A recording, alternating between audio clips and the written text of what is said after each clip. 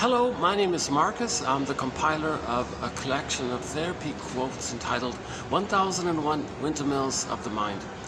A collection of advanced self-help quotes taken from what's often called the psychodynamic or the psychoanalytic perspective, which long ago, as I understand it, was referred to by some as philosophical medicine or narrative medicine, helping one to find their narrative truth, helping one to be their own story doctor, to know our story, to know ourselves. So when people say know thyself, know yourself, get to know yourself, well, we're looking for the real self of us, right? That's mainly us, the real self, our authentic self, our real self. We're all given that. It's sort of a given.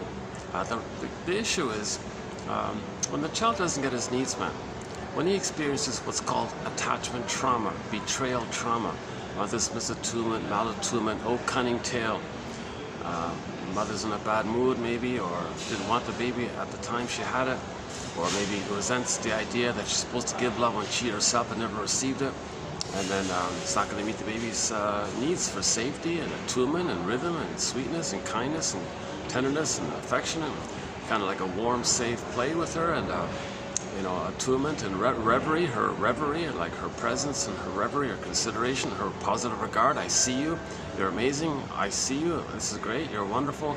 That kind of a positive maternal experience in a safe, warm environment, loving arms and all that. If she's in some kind of bad mood for some reason, if she was traumatized herself and has a baby, she may decide to tell the world what had happened to her. Use the baby to stand in for her when she was a baby. That's called evocation of a proxy. So the baby becomes a proxy of her when she was a baby. Now that mother is going to imitate her mother and replay and recreate and re-show what had happened to her. So she'll shame her own baby to tell the world what her mother did to her, because she's imitating the shaming mother and uses her child to represent her lost original childness. Hold on a second. Got some people here. Yeah, hi. Okay, hold on a second here. I think he's gonna try to talk to me or something. Okay, good, okay. Just some kind of like today's topic, he looks like the wave character.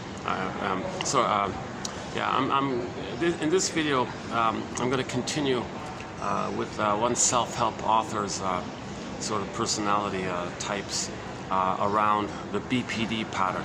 So she, typical self-help modality. So there's a lot of overlap, it's vague, it's in the self-help mode. I do include occasional quotes from self-help authors like we're doing at the moment. So this is by Christine Lawson. I don't even know her at all, but she has a book entitled Understanding Borderline Mothers. Okay, that's a confusing title. We shouldn't be labeling people so strongly like this. That book should be entitled Understanding Mothers with a Borderline Psychology Mind or something, or Mothers with the BPD personality pattern or something. Like they're people with a mind pattern. They're people with PTSD. So BPD is considered a kind of PTSD.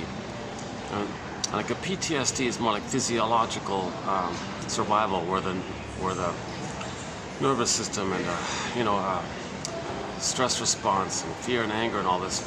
But in terms of relationships, in terms of getting your needs, when there's a trauma in that area of development, the relational area, and there's a trauma there, that's considered a relational trauma. And one version it takes is the BPD pattern. Is the BPD pattern? Yeah, I'm in a public place. You're gonna see me. This is gonna happen a fair bit. I'm in a hotel lobby at the moment. I'm a little lazy today because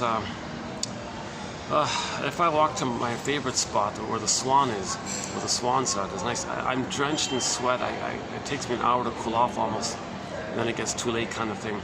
I've done the last two videos Monday, Tuesday there. Today's Wednesday, so I decided to see if I can struggle it out with this place. Nice place here. I do some videos here, but when I do it here, I have to alternate. When I cool off on the ground floor, when I get cooled off, I'll go upstairs to the back of the pool area. There's a little kind of quiet spot there. They let me use a little bit. So when I sweat there, I'll come back here to cool off. So you'll see me going up and down in this video here. So yeah, we'll be. We'll continue in this video with Christine Lawson's presentation of the 4 types of borderline mothers. But we shouldn't say borderline mothers. 4 types of mothers who have a mind which we may call the borderline mindset, and the 4 variations of that.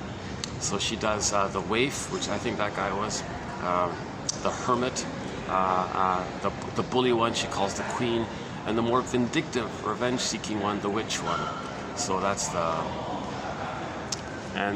So we've talked a little bit about it already in the past couple of videos. I'll do a brief review of what we've done so far in this video, and I'll cover today's quotes, which was partially discussed yesterday as well. Plus, at the end, I'll do a preview of tomorrow's video, which is a continuation of the same topic. And then following that, I'll do one more, I think 1, maybe 2 more videos on the BPD pattern, and then I'll give it a kind of rest. So we have 60 topics on the go here at 1001 Windmills of the Mind. 60 topics, chapters, e-booklets. One of them is on the BPD personality pattern. It's sort of undeveloped. I don't really have too many quotes on it. So we're going to add a couple now today here in this video. So stay tuned. Hold on a sec. Let me say hi to the big bot. Yeah, hi.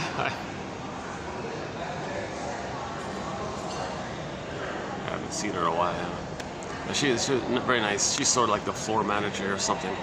And she has a very positive spirit. She's has a kind of a, she's in a kind of a good, very good with people, very social, chats with people all the time. Very likable lady. Smart too, smart, efficient, still managerial, still kind of nice little kind of balance there, I think.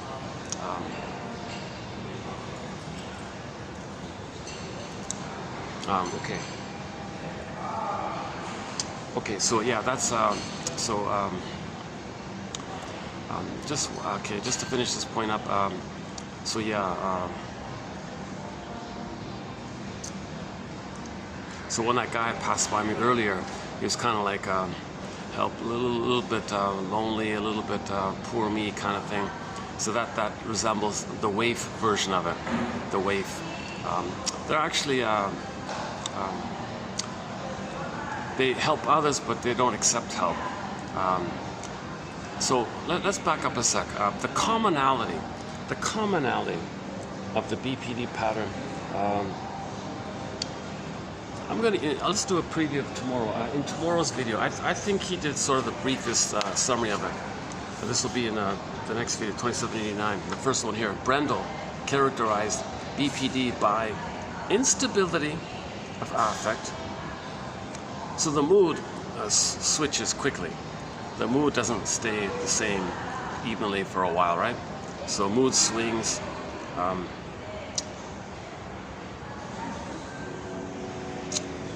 Plus the intensity. There's a lot of intensity within the mood swings.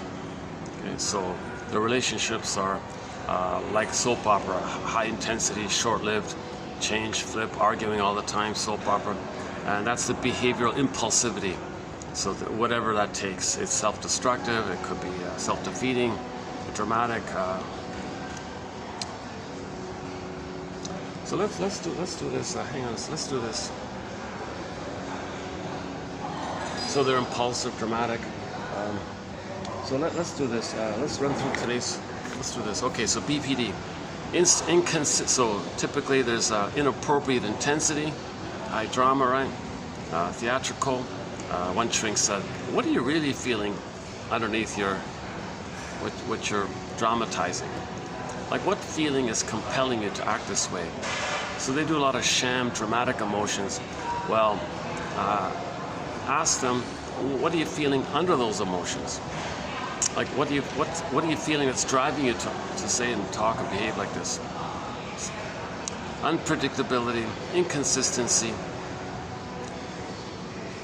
Okay, because they have what's called a survival anxiety. They always believe they're in survival mode. Those are the BPD pattern, all the other ones in the stinger categories. Their mindset is they're always in hyper vigilant alert, always about survival. That's why a lot of these personality patterns, their slogans are never regret, never apologize, never admit, never like, they're always in survival mode. So, and they can't feel that they did something wrong.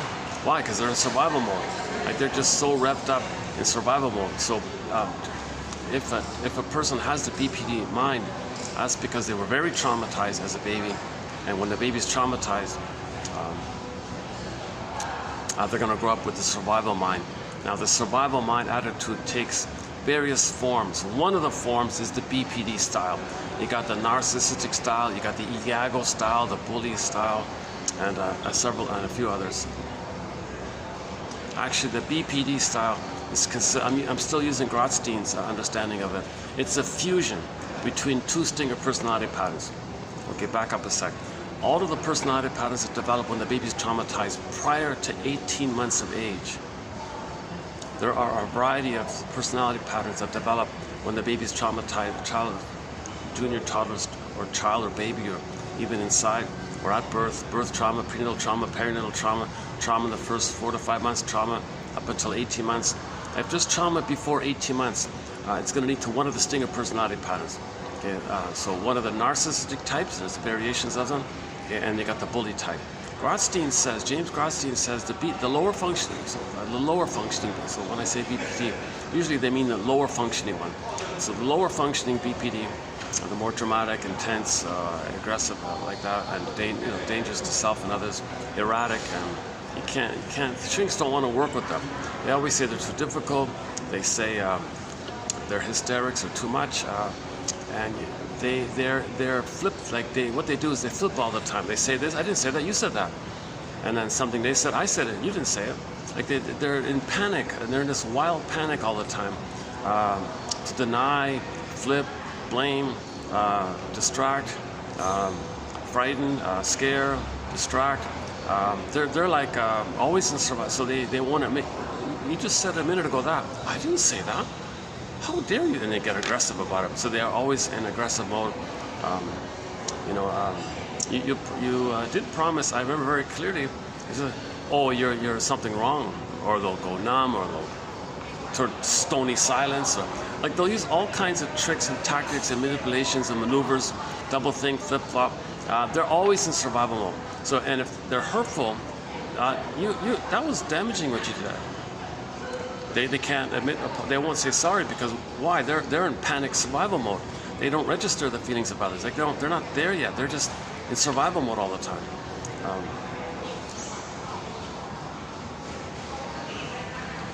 So Grotstein says the BPD pattern is a fusion between one of the narcissistic patterns or any of the narcissistic personality patterns. Okay, we got the exhibitionistic one that we're familiar with, the voyeuristic one, okay, the turtle one, the clinging vine one, and a few others. So the narcissistic personality pattern has various types of it. One of them get blurred in or meshed in or fused in with the bully pattern. So you take the bully pattern, which I think most people know already, and you mix it up back and forth with the narcissistic pattern, and it kind of chaotic like that. Maybe we can think of it as the Swiss cheese of the narcissistic pattern. Like the narcissistic pattern is usually pretty steady and they're consistent in their hostility, in their negativity, in their cynicism, in their pessimism, in their sarcasm. They're pretty steady in their kind of seething hate kind of thing, or frozen hate. Tomorrow's quote about that. They're pretty steady in their consistent arrogance and the need to devalue others, i.e. find others as proxies for their unloved, shamed human self. Okay, they identify with the aggressor, shame the proxy them, and they have a need to shame others, meaning they have a need to shame themselves. But when they shame themselves, they find proxies to play them, and they shame the proxy. That's them being loyal to the mother who shamed them, because when they're traumatized, they gotta have a mother. The only way to have a mother is to be her. They imitate her, they mimic her, and they act like her. That's their only attachment to her. The condition is they gotta act like her. What did she do? She shamed the baby. So he becomes her who shames himself, Okay, too painful. Therefore, find a proxy to play his child's side, and he, now being the mother's side, shames his child's side, seen in the proxy character, and shames the proxy. That's his loyalty to the mother, to have a mother, and that's his identity. It's addictive. It's called Schadenfreude, and the mindset is, well, I'm okay and you're not okay. When he says you're not okay, he means the child's self, because originally the mother said to him, baby, you're not okay. Again, from the child's experience. Not maybe the mother didn't mean it like that, but from the child's experience, he believed the mother hated him and didn't want him and shamed him, devalued. All she's got to do is use the bottle. That'll do it. Make the baby cry himself to sleep at night in the bed. That'll do it. All these little kind of things that are very abusive to babies. You know, baby's crying. She puts honey on the rubber nipple. Another insult. Very shaming kind of. She really thinks that she's saying to him, you're no good. It's a very shaming kind of thing that the mother's doing. She's with her illicit attunement, force feeding or scheduled feeding. Oh my God, there's hundreds of little micro things that mothers are doing that are shaming the babies. And if it accumulates to a certain point, they cross the line. They cross over, so that meaning they make a deal with her. All right, mother, I'm going to just be you. I'm going to forget me. I'll find others to play me. And just how you shame me, I'll shame them, and we'll be one like that. That's called a deal with the you-know-who, because the baby creates an image of the mother as a monster, as a frightening character. Okay, his rage projects it onto the mother. His oral greed now projects it onto the mother and turns the mother into a hungry wolf or a devouring monster that wants to eat him. Or like the Cyclops in Odyssey, or the Boar Queen in the White Bear King Valamon story, or So the Witch Won't Eat Me in Hansel and Gretel story, etc. And so you can identify with that aggressor, and as a slogan, well, if I'm not going to be greedy, if I'm not going to be aggressive, if I'm not going to hate others, my mother's going to eat me. So they're like in survival mode all the time. So what are they apologizing for? There's no regrets or sorries. So a lot of the slogans a lot of these survival slogans, jungle slogans, whatever, it comes from trauma in the survival brain. Okay, so when a baby's traumatized, it goes into the brain stem. That's the survival mind. So once again, we have three minds, sort of the survival mind, the brain stem, the old primitive archaic mind. We're mainly the mammal, the living feeling, the feeling self. And then the third brain is the neocortex, the thinking cap. So the famous triune brain, or the 3-in-1 brain. Right? A quick image for this is the Disney film Inside Out. When Joy and Sadness got zooped away, okay, that's the mammal self. I feel therefore I am, or psychological self, or ontological self. The serene, inexhaustible fullness of being, the golden ball, joy and sadness, representing the wide range of feelings, needed feelings, appropriate feelings, lifeless of feelings. The beingness means there's a serene, calm, pleasurable feeling. So joy is there. The bluebird is there. And we know our uniqueness, which we express as meaning and pleasure and loving life. Now there are losses, so joy can step aside and let sadness run the console, and we can admit the loss. And sadness can step back, and joy can step in. We feel badly if there's a mistake, so we're making amends. It's the quote-unquote human side of being human. It's the war and the plain spontaneity. I just saw a clip on. One of those little clips. I mentioned a few earlier. Here's a new one about the playfulness of the mammal. One dog was sort of, I guess, being trained to do this obstacle course thing, to beat some kind of time record or something. So he was very playful. He was happy to do it, right? And so he would, do hurdles and zigzag through things and go through like a little tunnel thing, and like a gymnastics kind of thing. He was like a little dog gymnast or something like that. He was doing it very quickly, running around, flipping and doing twists and things, and very exciting kind of thing. And he was happy, he was laughing, and he was wagging his tail and all this. And after the exciting run that he did in this whole obstacle course, the final scene was he flew himself up into the trainer's arms, and the trainer would catch him and hold him. A good dog, way to go. So he's very playful. So that's something that's part of the mammal side of us, the playfulness. And a recent one I saw was the ski hill one. I mentioned the ski hill. The family they had their toboggans and the skis, and they were going down the ski hill. And the dog was at the top there watching all this. And he was getting a little antsy, like, he doesn't have a toboggan, but the dog doesn't have skis. And the children are going down with their crazy carpets and toboggans and things, and the adults are going down with their skis. And the dog, you can see him shaking, wanting to play, wanting to slide down with them. and he was so eager to play with them and join them. And we saw that they filmed it, and you see him kind of like thinking and twisting and trying to figure out how's he going to do it. Finally, he sort of tilted himself to the side and kind of like used his body as a toboggan and whoosh, and happily, enthusiastically slid down the ice hill, the snow hill, like the ski hill. It was a hilarious kind of scene. So that's part of the mammal side of it, all right? The play is going to be in there. Now, the first brain is survival. There's no play there. There's no love there. There's no affection or relationships there. It's the instinct of survival. So the BPD is sort of in that area. The BPD uses people, thinks of utility. They're always in survival mode. They don't care, feel.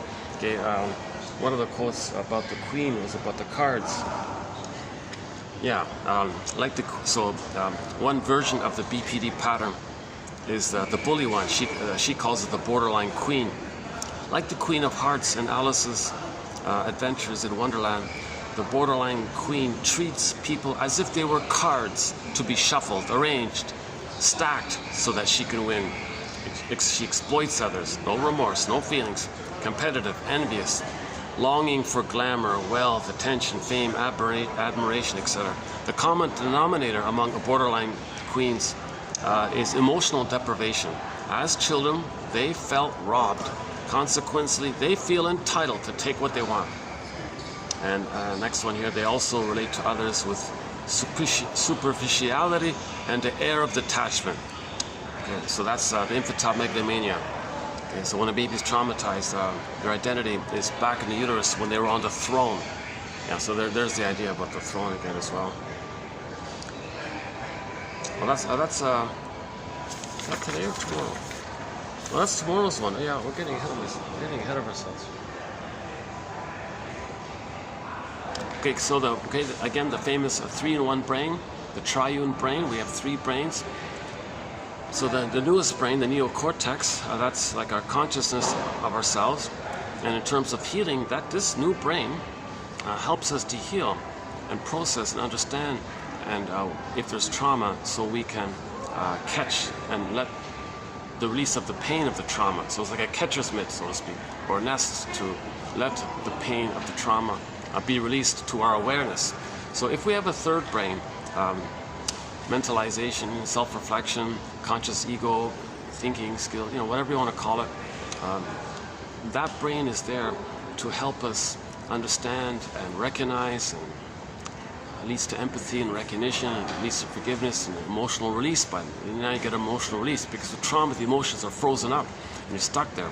That's a pain like that. But the third brain, we understand, oh, this happened, you get the story, oh, then the feelings can be released. It's like a belated release of your feelings, and then you get a belated understanding. You need the third brain for that. So the third brain is to give us the belated understanding to allow us the belated release of the feelings. That's called emotional catharsis, like a purging, a cleansing, a purification kind of thing. And people have been talking about emotional catharsis for thousands of years.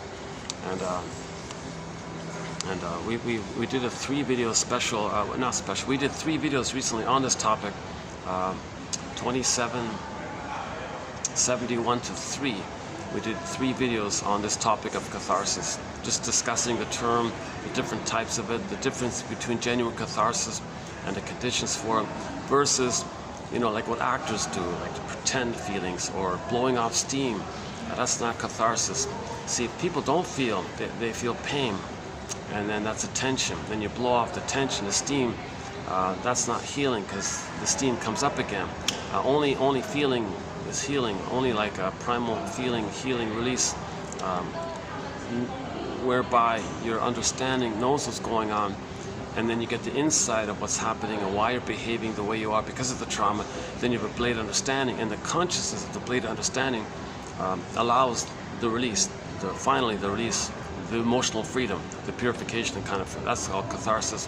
Okay, in German it's Abrierung, and we discussed the confusing English translation of it.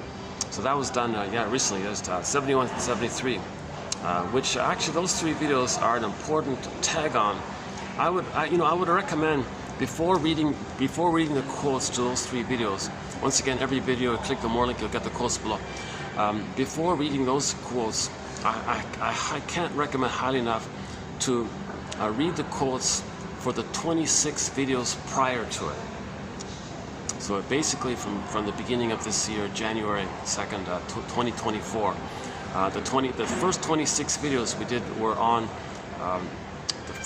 we did 300 quotes from one psychology synthesizer, a guy named Arthur Janoff, a rock star in the 70s and all this. Anyway, so we did, hold on a second. Let's not get anybody in the camera here.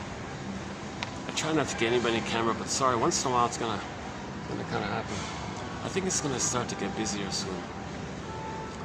I still haven't cooled off, can you believe it? I'm still kind of, they don't really have the AC. It's on, but it's not really.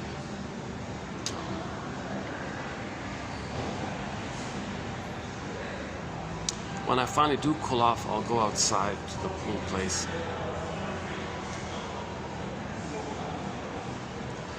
See, I'm still trying to cool off. Can you believe it? It's so hot outside. Like it's typically like 34, 35, 36, that kind of thing. But with the heat index, it's sort of it's well into the 40s already.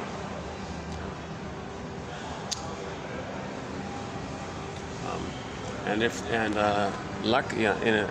on occasion there might be a bit of a rain, which is a relief. Yeah.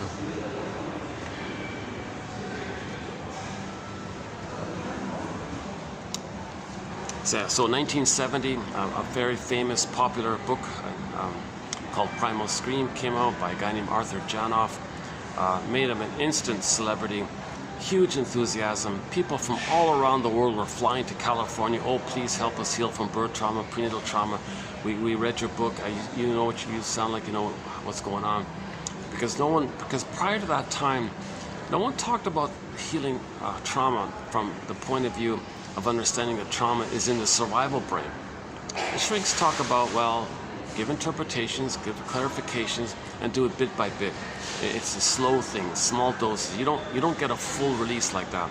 The general shrink attitude is just build self-awareness and let the feelings be released to you according to nature, kind of thing. So Janoff kind of promised, sort of yes and no. A little confusing about it, but it seemed like maybe a lot of people I can see how a lot of people got the impression that they can do it quickly, okay, that they can do it in one weekend or something, right? So hence the massive demand. He couldn't handle it all, and then there was this whole industry, the self-help. Hundreds of scam money-making opportunists took the basic idea and created weekend workshops. So come to us, give us your money, we'll help you heal. Just beat the pillow. Really? That's it? Just beat the pillow? Didn't work? Okay, oh, you didn't do it right. Come again. Take the advanced level, and it will beat 2 pillows. Well, it's nonsense. See, you don't heal with the sham. You don't heal with the blowing off steam or pretend feeling. It doesn't work like that. So his whole model kind of crashed, kind of so to speak. But he quietly was writing books all along throughout his life. And then about a couple of months ago, and I also didn't know anything about him as well myself. And then just before he passed away, at age 93, he did I think 2 interviews. I heard one of them on a program called Radio Curious. He did it with his wife and all this. And I thought, wait a minute, this guy's not a flake here. Maybe a little, but not. I think you got to tolerate the ambivalence with him. So I looked into his material, discovered, oh my God, this guy wrote 16 books following that popular original book. And those 16 books are quite good, actually. Clear writer. Yes, he steals from psychoanalysis and puts new terms on it. That's okay. For example, instead of repetition compulsion or transference acting out, he calls it symbolic acting out. Okay, no big deal, that's okay. A couple other things like that. But his contribution is that he focused on what Freud tried to focus in the beginning. Hence, some people call Janoff Freud 2.0. Like, wow, that's quite a thing to say. So Mr. Freud apparently in the very beginning wanted to study psychology in terms of biology, in terms of trauma in the survival brain. Okay, like your body temperature, your vital signs, your the speed between your heartbeats, the heart math phenomena, right? Blood pressure and your posture and your measuring how much cortisol in your system. Is the sympathetic nervous response or the parasympathetic? These kinds of sort of like physiological kind of things, right? So he wanted to study psychology and link it to biology, basically. So he tried, not enough data, so he kind of took a different direction, and then referred to his mentor, Mr. Goethe, and then and synthesized what literature people have said. So he said he didn't really invent anything, really. He just tried to brought together what the literature people have been saying for thousands of years, and yes, created some new terms. It kind of gave the whole thing new life, I guess. So he took it in a different way, and apparently his writing in German won the Goethe Award for literature. So okay, so meanwhile, that was put aside, kind of thing, the link between biology and psychology, let's say. And then in 1970, okay, 70 years later, basically, here's a guy that comes up and says, no, now we have enough data. Now we have enough data of the brain's response to trauma. Now we know the biological response to psychological trauma, emotional stress. So emotional stress. Mother maybe didn't physically do anything wrong, but her way of relating, okay, it's called an insecure attachment style. Meaning she's relating in a way where she's using the baby in some form or another to comfort her, to please her, to take care of her. Okay. That kind of emotional stress on the child causes his physiology to freak out. Okay. So in 1970, he wrote that first book about it and said, yeah, well, if the mother does that, and everyone's saying, yeah, I had that experience. I didn't feel safe with my mother. I tried to tell her something, she just exaggerated and blamed me for it and made it worse. I'm scared to talk to my mother. I try to talk to her on the phone and get a headache. Like people, okay, the emotional stress of the mother creates physiological, right? So he talked about if you have these physiological issues, that's because there's trauma early on in the uterus, at birth, shortly afterward, the critical period. And during that time when there's trauma, we freeze up, so to speak. Petrification, turn to stone, feel unreal, feel numb, feel unalive, alexithymia, emotional illiteracy, affect phobia. We're kind of like frozen like that. And hence our real self is unavailable to us, and hence the famous gap or split between the real self and the false self. So the false self is created to get us through life, go through the motions of life. And you can still get awards and PhDs and all that, but we live to the extent that we feel, but feelings come from the real self. The real self means there's an authentic self, and when you have your authentic self, you have the golden ball of your feelings. So you don't have your authentic self, you don't have the golden ball of your feelings, wide range of feelings, pleasure, joy, etc. So if that's all missing, okay, the golden ball goes down the well. Miss Core gets pulled down into the underworld. It's called repression. Okay, first brain, second brain, third brain. With trauma, it gets repressed, means recorded, down into the first brain. Now that first brain is about survival. It only thinks about survival, that brainstem area, right? So there's the and there's a lot of emotions there, a lot of life forces there, and it's considered a quote struggle or unfinished business with the mother around that trauma, causing a person to be stuck there with the inability to love life in the present, because you can't enjoy the present if you were traumatized in the past. No happy past, you're not going to love life in the present. It doesn't make sense, or you think, well, if there was an abusive past, we'll just forget it, enjoy the present. Oh no, not at all. That's denial. You're pretending. No. In order to love life and enjoy life in the present and feel in the moment and enjoy the present realistically, and know your warm affection and tenderness and trust and play and the more quote unquote more human side of being human, being an elder late in life, this more quote unquote more human side of being human, and loving life in the present and feeling the pleasure of the present part of me. So that's because the child was loved early on to develop, to grow to a place of a mindset called whole object relating. I mean, I'm okay, you're okay. Differentiation, sense of self, three-dimensionality. The other is likewise three-dimensionality. Two sides to every story. He has two sides to every story. She has two sides to every story. And the mindset is more like he's a person in his own right. She, the mother's a person in their own right. That's like the model there. And with that model, you go through life with that model. He's a person, she's a person. He's a person, he's a person. We're all people. Oh my God, we're all like one family here. We're all like people. And you kind of understand that, and you have the curiosity that, yeah, at the same time, everybody's a little bit wounded. Everybody had a little bit different childhood or something.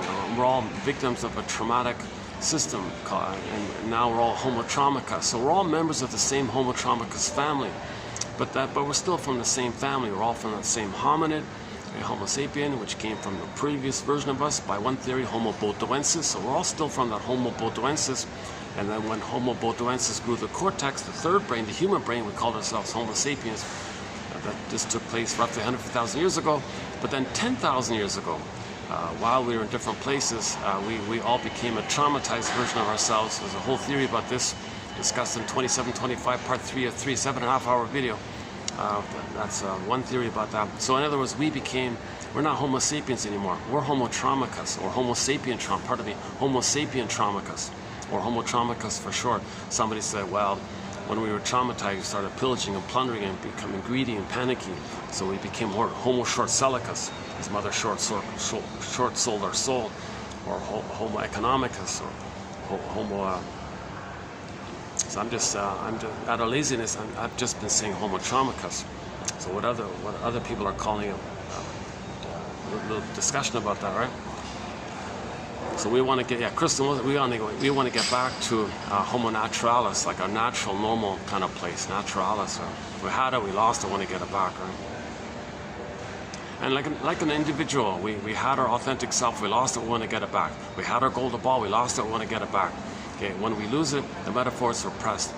And storytellers would make a story about this. Well, imagine a forest, dark, but there's treasures in there. These quotes are an attempt to give us a lantern. We got to see in the forest. Okay, so something about us that we don't know is dark. So a metaphor, forest, dark, can't see. Well, these quotes are giving us a lantern, night vision. We need night vision. We need night vision.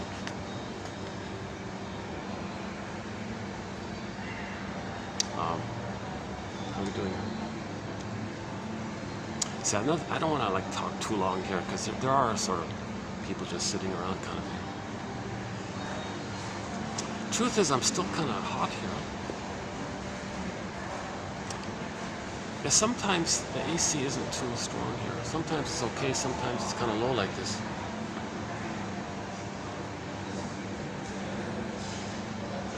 Hold on a sec.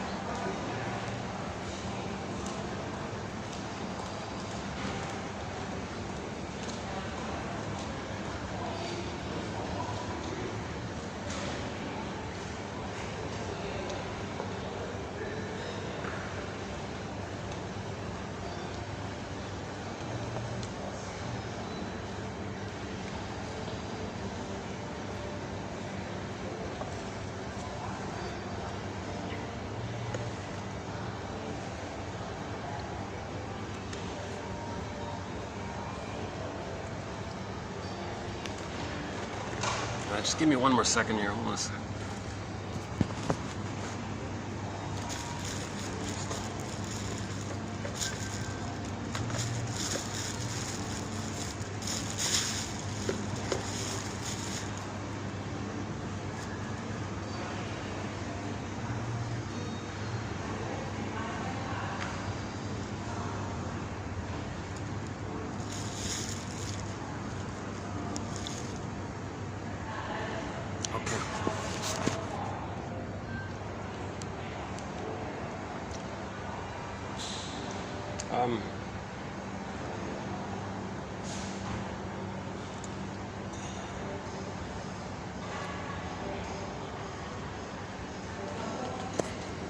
Okay, yeah, so we were talking about the three brains. So Arthur Janoff, so 26 videos. It starts with 2745, TQ therapy quote. 2745 to 70, 26 videos, all on the work of Arthur Janoff. And I've plucked out what I believe to be the top 300 best of his quotes. So he already kind of synthesized and kind of brought together the best of the best in his way.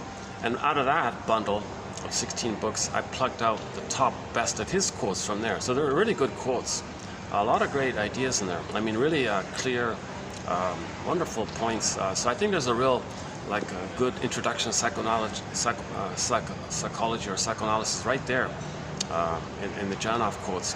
And then after the 26, then there's an important supplement. Those 3 I mentioned before about abreaction from 71 to 3.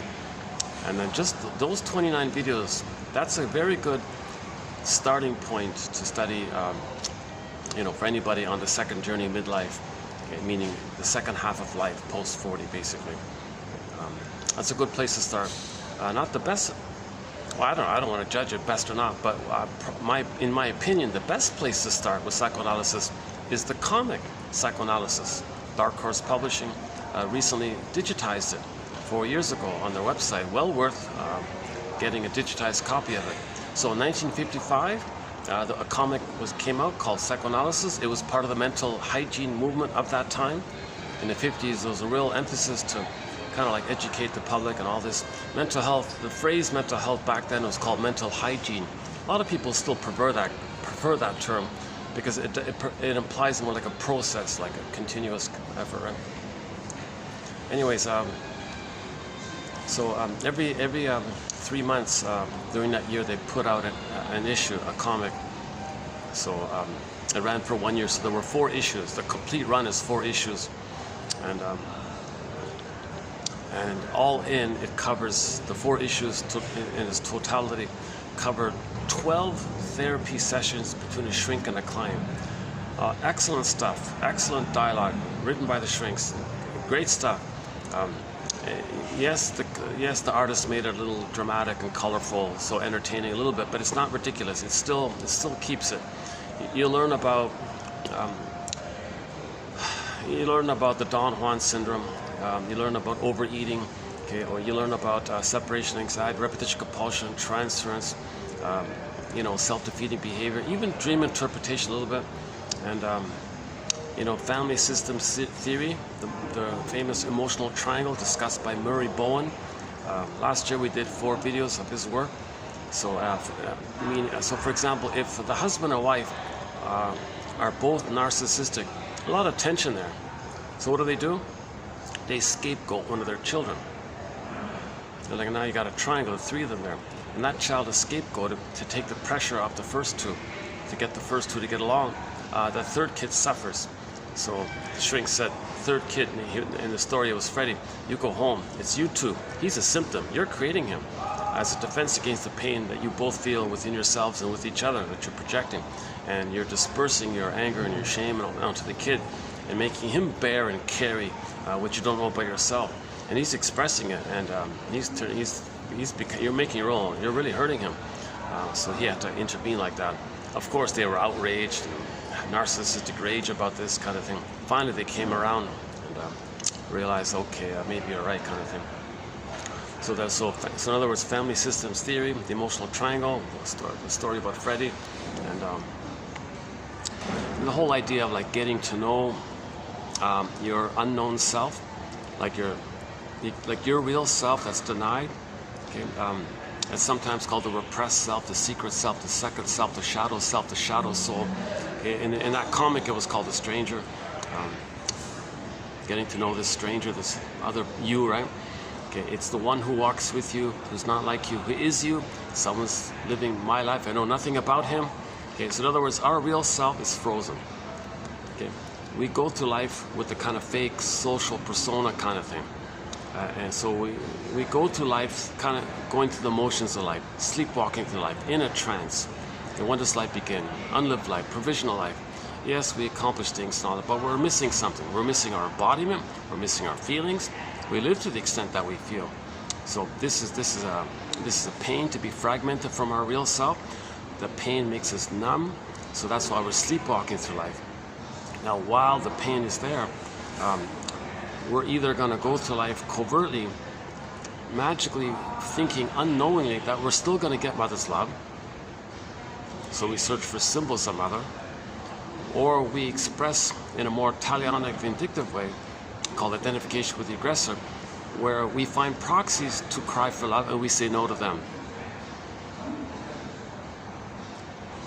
And that's a more disturbed way to go through life, to find proxies to cry the way you cried, and then you're reminded of how when you cried, your mother said no to you, so you make someone else need love or be vulnerable or show that they need love, and you say no to them. So mother shamed you, you shamed others. That's a more perverse way. So this is a false self doing this, and people won't even know they're doing this. That's why they're missing something. What are they doing? This is neurotic, to go through life in this battle with your mother all through life by seeing the present still as the past, or transferring the past to the present. And like an actor thing, like actors, you act out the past and the present. That's why they call it transference, acting out like actors. So the present is sometimes called the presenting past.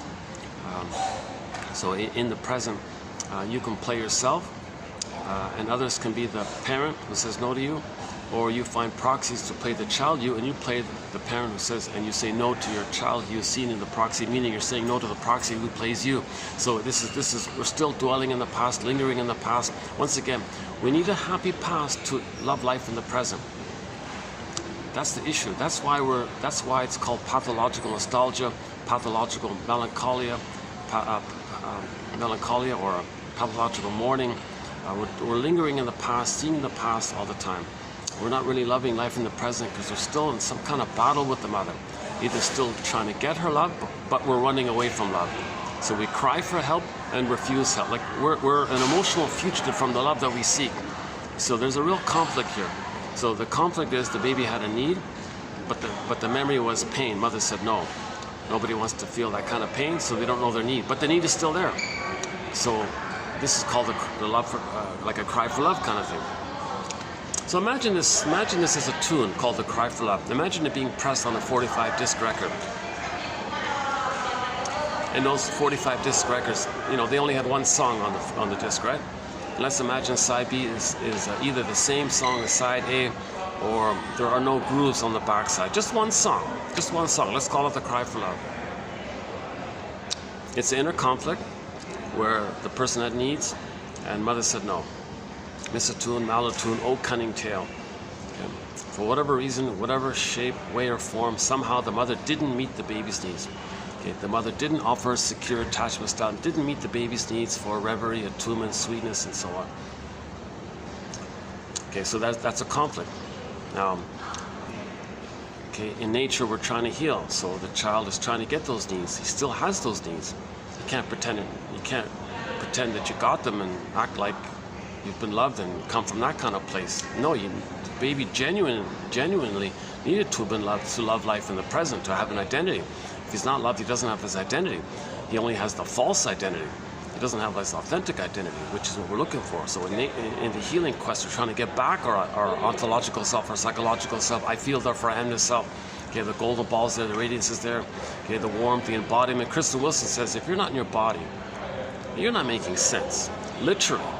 And it's disembodied discourse that causes all these confusions and problems out there.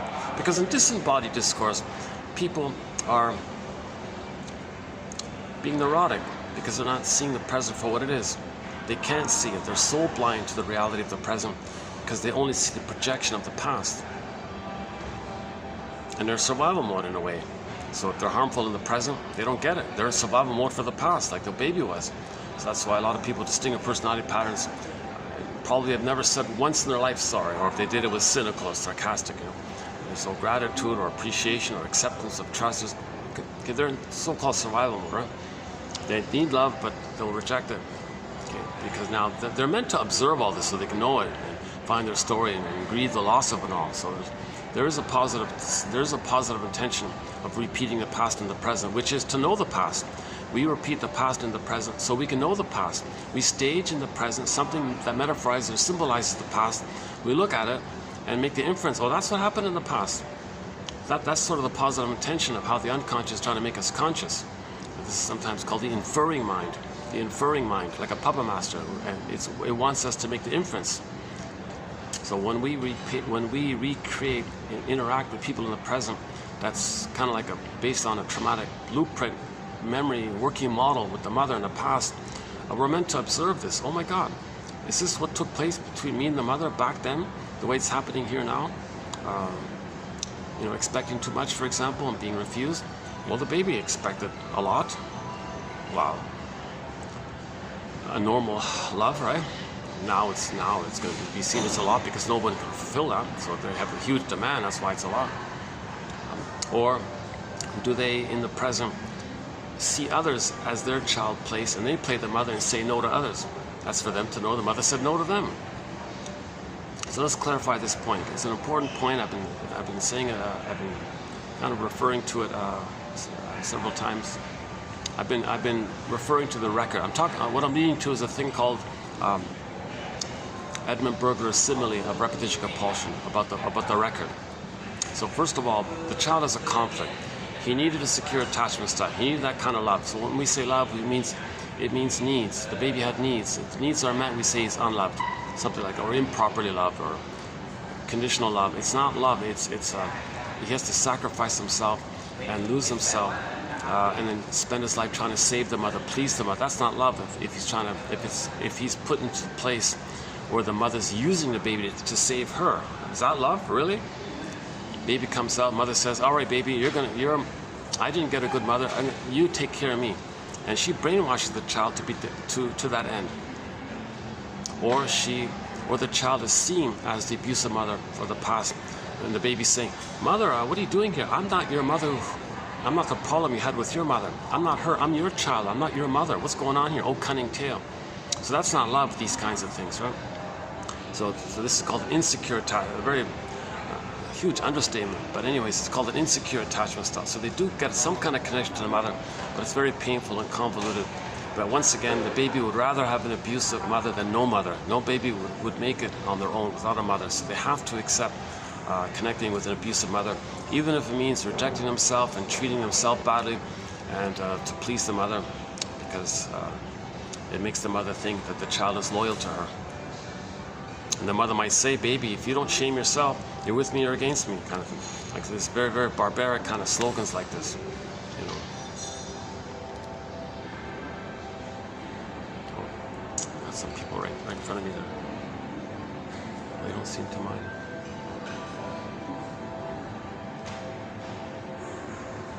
Well, now I can. Maybe it's a time thing. Maybe the AC. What time is it here? Sorry about that. See, 1:35. Oh, I turned this. Well, here's the AC. If I turn this way. Aha.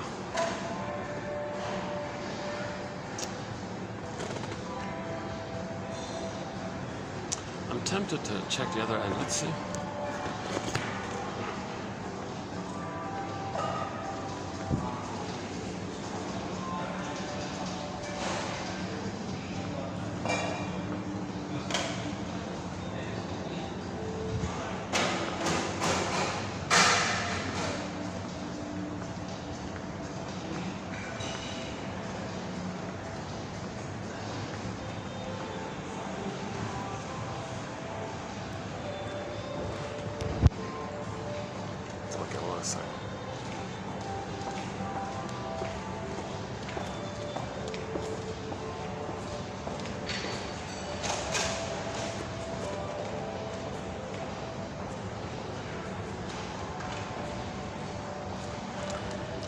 Okay, neurosis is the petrification of an inner conflict that's repressed. This cry for love, it's a conflict, huge conflict. He still has those needs, but to even get in touch with them, it triggers the pain. He doesn't want the pain, so he doesn't know his needs anymore, but he has the needs.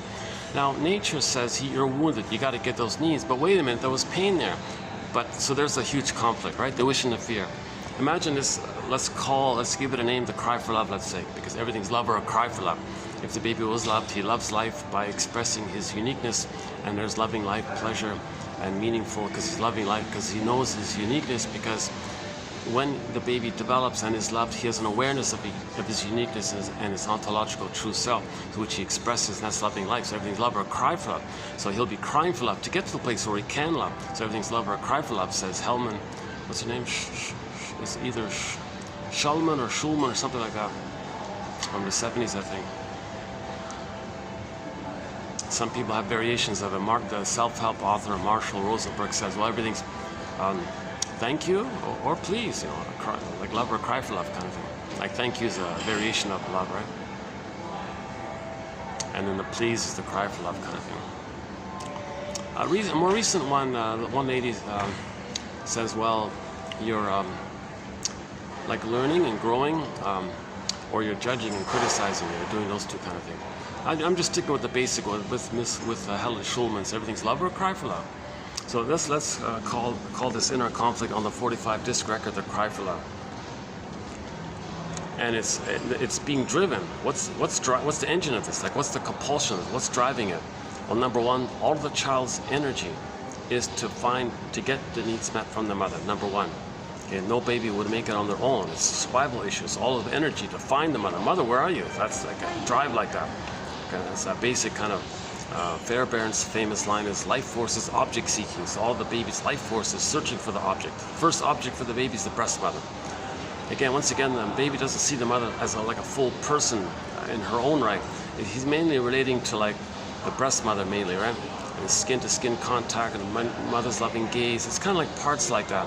And he doesn't see that the mother has like a full personhood really yet. He hasn't reached that place yet. For example, if he's angry and he bites the nipple, he has no concept that the mother might be feeling pain. It's just only about him and his needs kind of thing.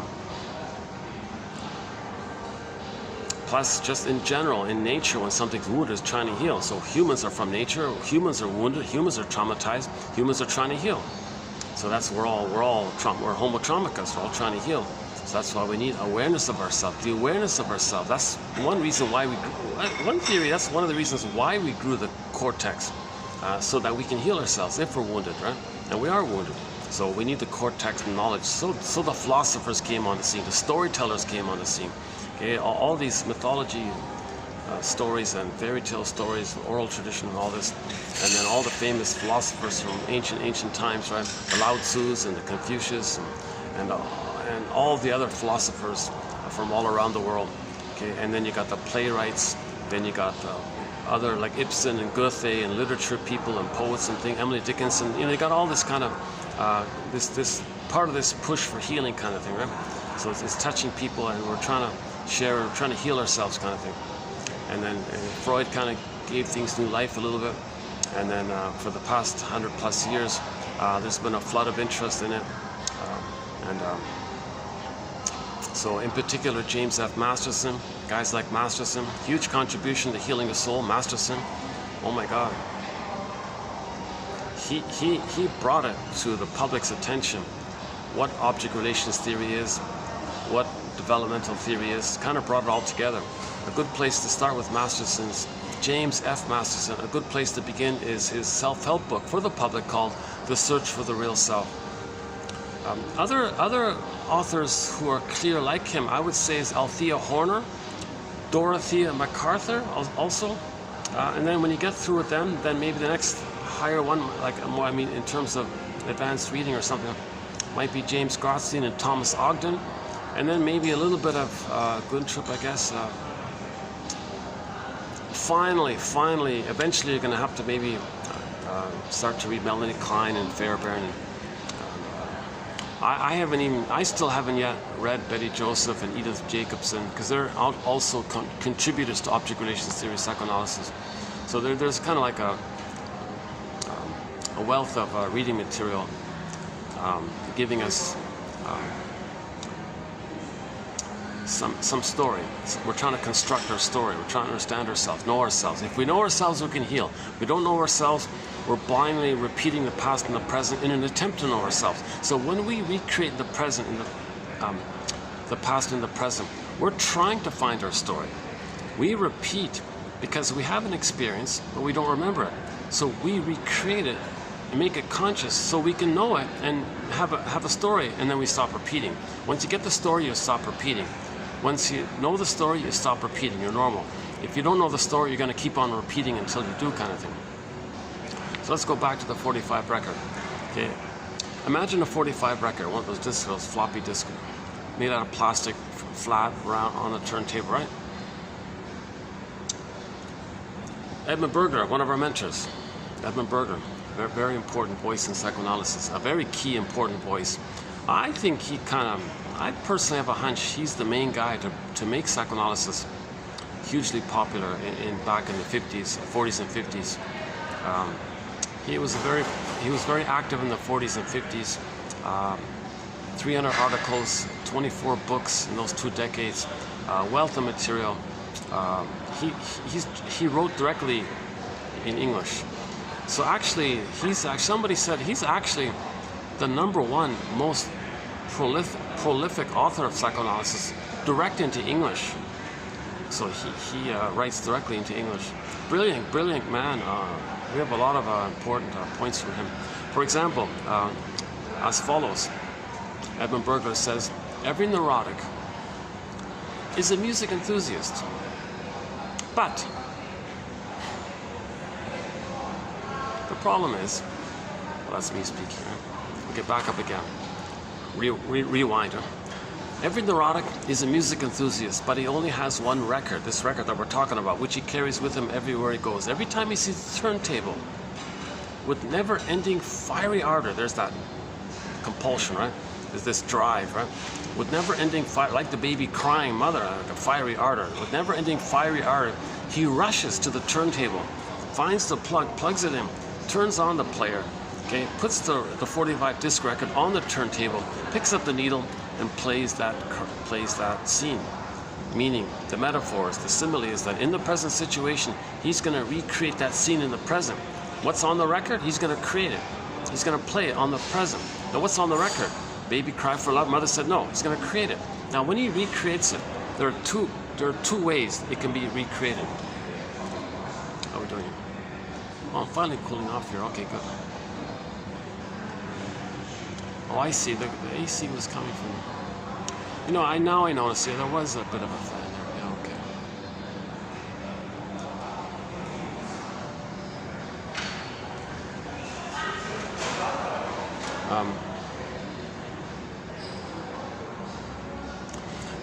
This record that we're talking about, here's the key thing.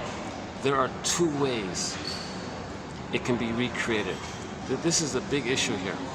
This is the difference between people who are benign but childlike or something, and versus people who are vindictive and talionic and wanting revenge and all this, and more aggressive and don't care about love and filled with envy and greed and hate and spite, vindictiveness and schadenfreude.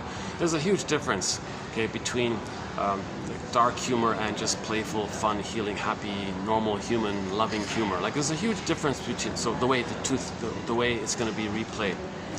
If the baby's traumatized before 18 months, there's the line there more or less, 18 months. Why 18 months? What's that about? Theory is as follows. A lot of shrinks refer to this 18-month ballpark time. In the uterus. Oh, hang on. I'm just noticing a little baby dragonfly on the. I don't know if you can see him here, but he's just sort of flying around on the glass on the floor there.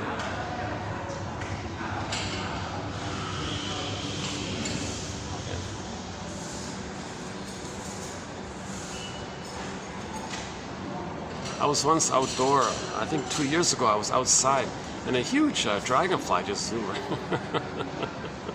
There's a little baby one.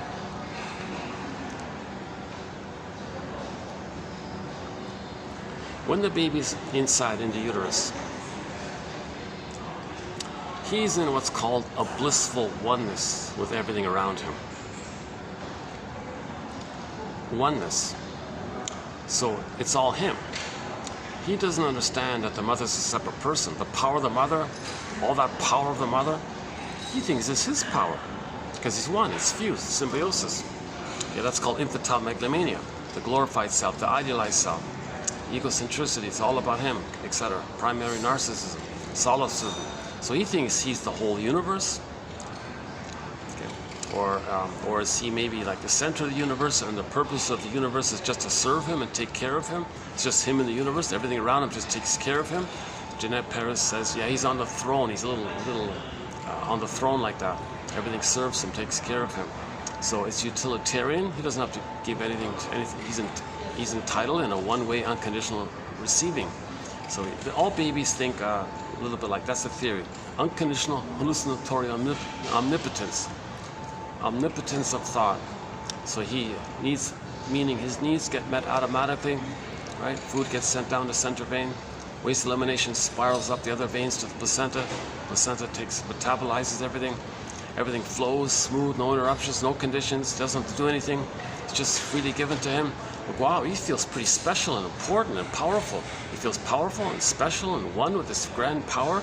He feels the power of the mother. He's powerful, he's alive, he's got his authentic self. He has his feelings. The Robert Bly jokes times were good. Another joke was we spend the first 9 months of life trying to get out of the womb and the rest of our lives trying to get back in. So he's in a blissful oneness called paradise, the Garden of Eden, Shambhala, Shangri-La, Avalon, Nirvana. He's in a paradisal kind of place. He's in a blissful oneness. Robert Bly jokes he's in ecstasy, not a drug ecstasy, just a blissful wow kind of feeling. So it's not a pathological thing. It's just a natural thing that's going on with the babies when they're growing and developing. He's in this like wow, autistically spaced out wow kind of power, one with the God or one with the big power and all this. He's in a blissful oneness with it all. So he feels all important. Again, he's the throne. He feels like he's on the throne, like a little king like this. Now this attitude that he has of him thinking it's all about him and everything's there to serve him, and he's a king like this, or a magic man, or magic sorcerer, or magic magician, or powerful sorcerer, or the whole universe, or maybe he thinks he's the whole universe. This whole kind of lofty attitude or something, that's there until 18 months. Until 18 months. Finally, at 18 months, his reality sets in. Oh my God, I'm not a little God and the whole world belongs to me. The world isn't my oyster. I don't own the whole world. The whole world's not there to just take care of me. Oh my God, I get it. I'm like a person. Others are people. Oh, we're all like one family and we can play together. Okay, that's a whole different quality, right? That's the thing, whole different quality. So 18 months. Okay, so keep that in mind. Okay, so the baby has it in the uterus. Fine, great. Now when he comes out, okay, that blissful feeling still continues. Okay, he establishes a blissful oneness with the mother. Well, he's supposed to. You don't want trauma there, because then he's stuck there. That's the problem, right?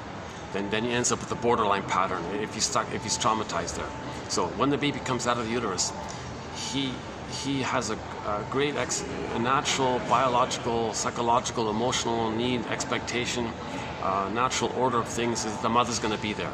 The mother's going to hold him, breastfeed him, and love him and accept him, and continue that blissful feeling that he has. That blissful oneness that he had in the uterus is meant to continue for the first 4 to 5 months. 4 to 5 months. So babies cannot have paradise lost at birth. Babies need an extended paradise. It's called a social interpersonal womb. Babies need an extended paradise, a blissful oneness. Leave the cord. Okay, my disclaimer, I'm not a doctor, but just barring medical emergencies, leave it all there. Just hand the baby directly, place him on the mother's front. He'll look for the nipple, latch on, okay, suckle, and all is good. The continuation continues. The bliss continues, and leave the cord, leave the placenta, and a day or two later it drops off on their own accord. It's called a lotus birth. Skin to skin contact. Don't wrap the baby. Keep the room warm. Okay, the time sensitivity at the moment of birth, whereby the mother produces lots of hormones to help the baby attach. Another important point. Okay, got lucky. On occasion, in mid-afternoon, sometimes a little quiet like this. Although every seat is pretty much, almost every seat is occupied. Okay, I still got to cool off. Can you believe it? I'm still kind of hot. Jeez. It's me. It's not them. The AC here is fine. It's me. Jesus. Maybe the coffee is too strong or something. Oh wow, very a classic antique car just passed by. Must be from like the 60s or something. Okay,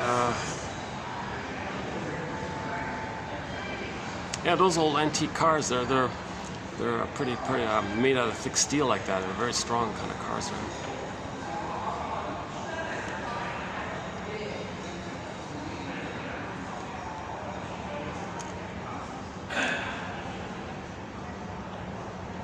Okay, let's see. Where can I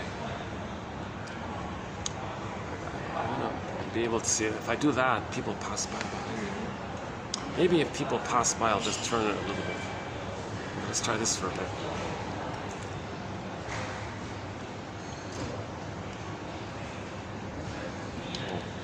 They're sitting right beside me. All right. So, oh, if I do this. Okay, let's do this. Yeah, so infantile megalomania. This psychology naturally dissolves post 18 months, assuming, big basic assumption here, assuming the mother does her job and meets the baby's needs for what's called a secure attachment style. Wherever you attunement, there's a whole discussion there.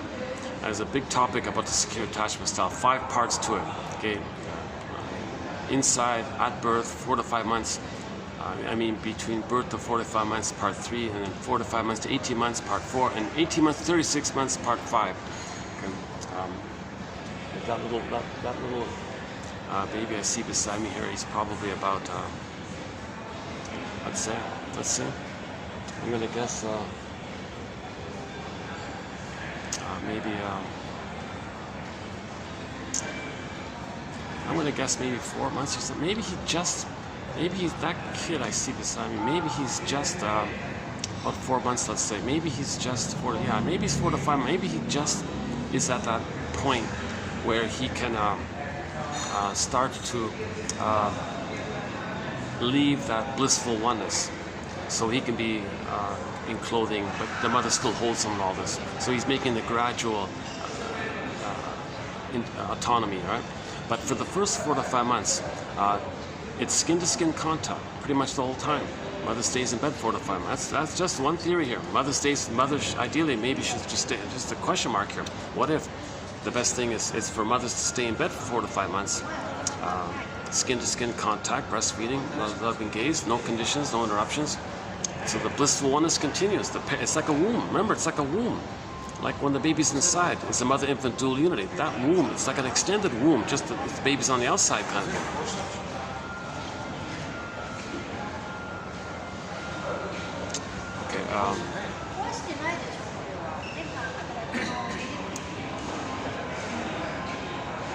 I would love for 1001 Windmills of the Mind to be translated into every language. That's really a kind of a dream vision here, is that this can be on everybody's iPhone, meaning people over 40 in the second half. This is for adults, right? This is adult. We're talking about adult development. We're talking about the second journey of midlife. Joseph Campbell calls the hero's journey, which people engage in one form or another, depending on how aware they can be of it, post age 40 ballpark. So everybody over 40, I believe needs to have this encyclopedia on their phone, like as an app or something, or on a file or something. And every day you read 10 minutes and pick out one quote and make your own file kind of thing, and then discuss it, do something with it, talk about it kind of thing, work with it. What does this quote remind me of? Free associate, to make yourself more aware kind of thing. Oh, it's getting busier. Maybe it's time to try the pool upstairs. Okay, let's give it a try. You know, I haven't cooled off yet, but let's hope there's a breeze. Yeah, I see a breeze here. Sorry to tell you about my little logistics here. Fast forward this video a couple of minutes. Let's go up to where the pool is, and then we'll continue there. Hold on a second. Let's do this.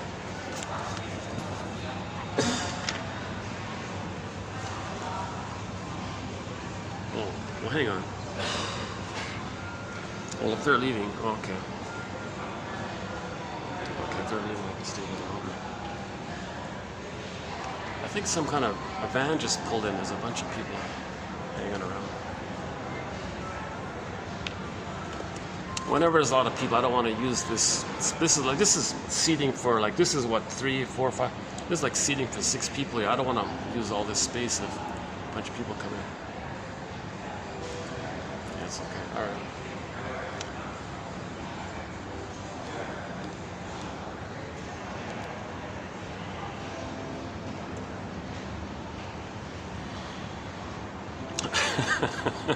Sorry for all the distractions, yeah. Yesterday was okay. I was outdoors. I was kind of alone. Yeah, I could speak pretty much continuously. I finally brought the laptop. Yesterday, we finally played a few songs yesterday. We played some Anne Shell, a pop singer from Switzerland, is that right? Yeah, Anne Shell. We played one of her songs. We played a song called Olsun, O-L-S-U-N, by this pop singer from Turkey named Sertab Erener. I'm not sure how you pronounce her name. Hopefully I'm not too far off. Sertab Erener. I'm talking about her revised rock version of that song. She had a big hit with that song like a dozen years ago, but last year I think she redid it. Oh, I love it. And I played it yesterday twice actually. And then I played our theme song, Katja Epstein's German cover of the song Windmills of the Mind. Great song. I love that song. Yeah. So it's nice to finally play some music. Finally, when I get a new venue where I can bring in the laptop and a good speaker, I'll go back to playing songs. The songs really contribute a lot. And our soundtrack, most of the songs have a psychological meaning that highlights some of the psychological points being made.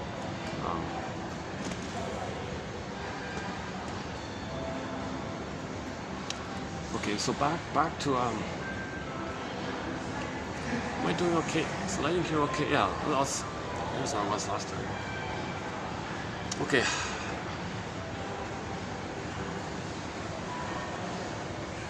People are passing by. Yeah, I can't do this. Okay, I guess I have to. The lighting's not too good here, is it? If I do it like this. Hey, what about this? Oh, hi. Okay, hold on a sec. Let's try something.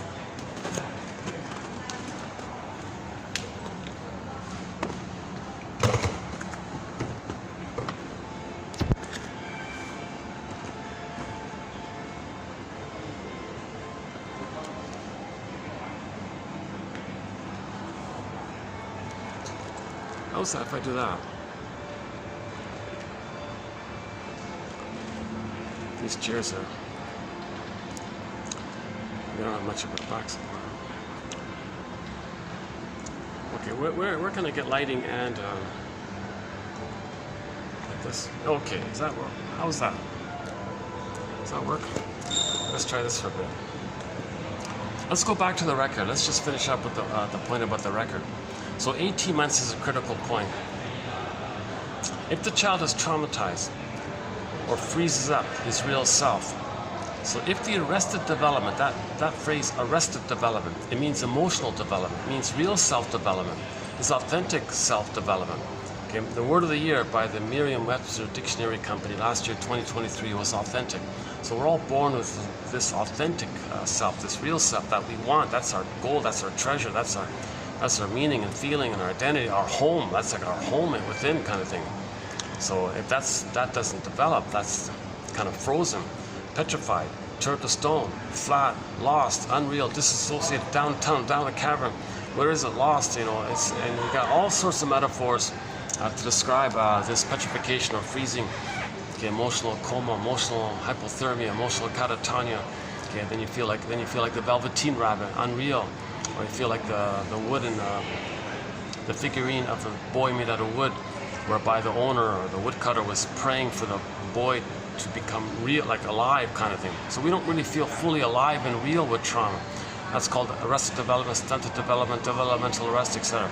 Like you're fixated in your development at some point. If that point is prior to 18 months, okay, whoa, it's gonna need. You're still in the world of survival mentality. Okay, the mentation of the survival mentality, they call it primary process mentation. Primary process mentation. Yeah, I just came across this Mr. Bion. I'm not a fan of this guy, but he calls it like the beta elements in your thinking. Let's just stick with the traditional. It's called primary process mentation. This primary process way of world, it's like the dream world, myth and fairy tale world, Alice in Wonderland world. Okay, no logic there. This up is down, left is right. There's no. It's just all. It's different. Huh? The primary process mentation world, and the traumas in that survival mind. The survival mind is that prime, because the primary process allows you to flip-flop, up, down, left, right, flip. So people with the BPD pattern are kind of thinking, their thinking is kind of dominated by this primary process mentation. That's why they lie all the time and deny and deflect and blame and deflect and blame and flip and accuse. And, like it's now you see them, now you don't. They said this, did they say that? What do you mean? So they love things. They love it when things are vague and equivocation, open and confusing, so they can flip around, dodge around like that. So that's the sign of trauma. They call it survival anxiety. Yesterday it's called survival anxiety. So that's called primary and the mentation behind it is called primary process mentation. Okay, myths and fairy tales describe it. Myths and fairy tales.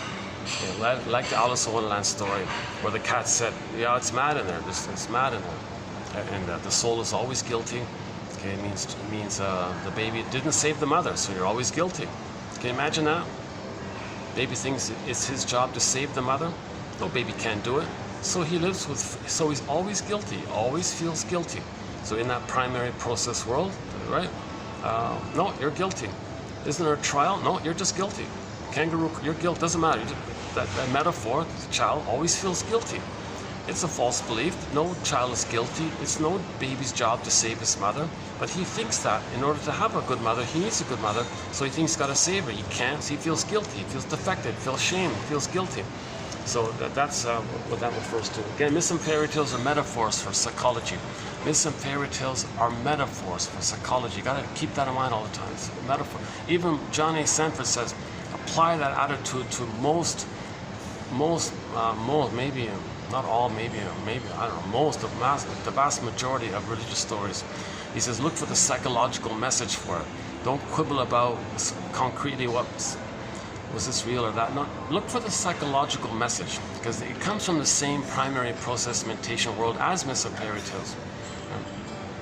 Okay, that's kind of a separate topic. Whenever I make any kind of reference to the psychoanalysis of religion, it's only compartmentalized, unfortunately, to the specific area of when religion is specifically used as a tool of the pillage and the plunder system that we created when we became Homo short-salicus, Homo traumicus, okay, where and there's a theory about how that started 10,000 years ago. So, and then religion was created to block healing, to stop healing, because when our babies are traumatized, mother stole their soul, their inner land, so they steal other people's land as a metaphor. The mother stole my land, so they steal other people's land. And they create a slogan called Principle of Discovery. I found it's mine. Well, mother said, well, baby, I use you, I get a benefit from damaging you. I steal your soul, so I get a little comfort. Okay, identify with the aggressor. They go around stealing people's land. Your mother gave them emotional poverty. They give others poverty. And we got a whole 7.5-hour video on this topic. It's a huge topic, very emotional, very draining. It desperately needs an update, and so we'll do that update soon. I noticed a resistance to it because last time I did it, I was so drained, so emotionally drained by it, talking about pollution and short selling the planet for a quick buck because mother got some pleasure for a minute when she used the baby. But that's a communication that her mother did the same thing to her. So only consciousness can correct this kind of thing. And that's what the storytellers have been doing. That's what the Grimm's collection and Russian fairy tales, Chinese fairy tales, or Inuit fairy tales, Mohawk fairy tales, okay, Mi'kmaq fairy tales, fill in the blank, Navajo fairy tales, okay, Aborigine fairy tales. What's the one? What are the people who do the haka dance? The Maori fairy tales. Algonquin fairy tales.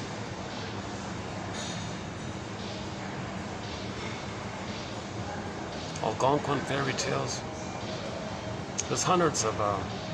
Every culture created an anthology of stories, and the motifs of these stories.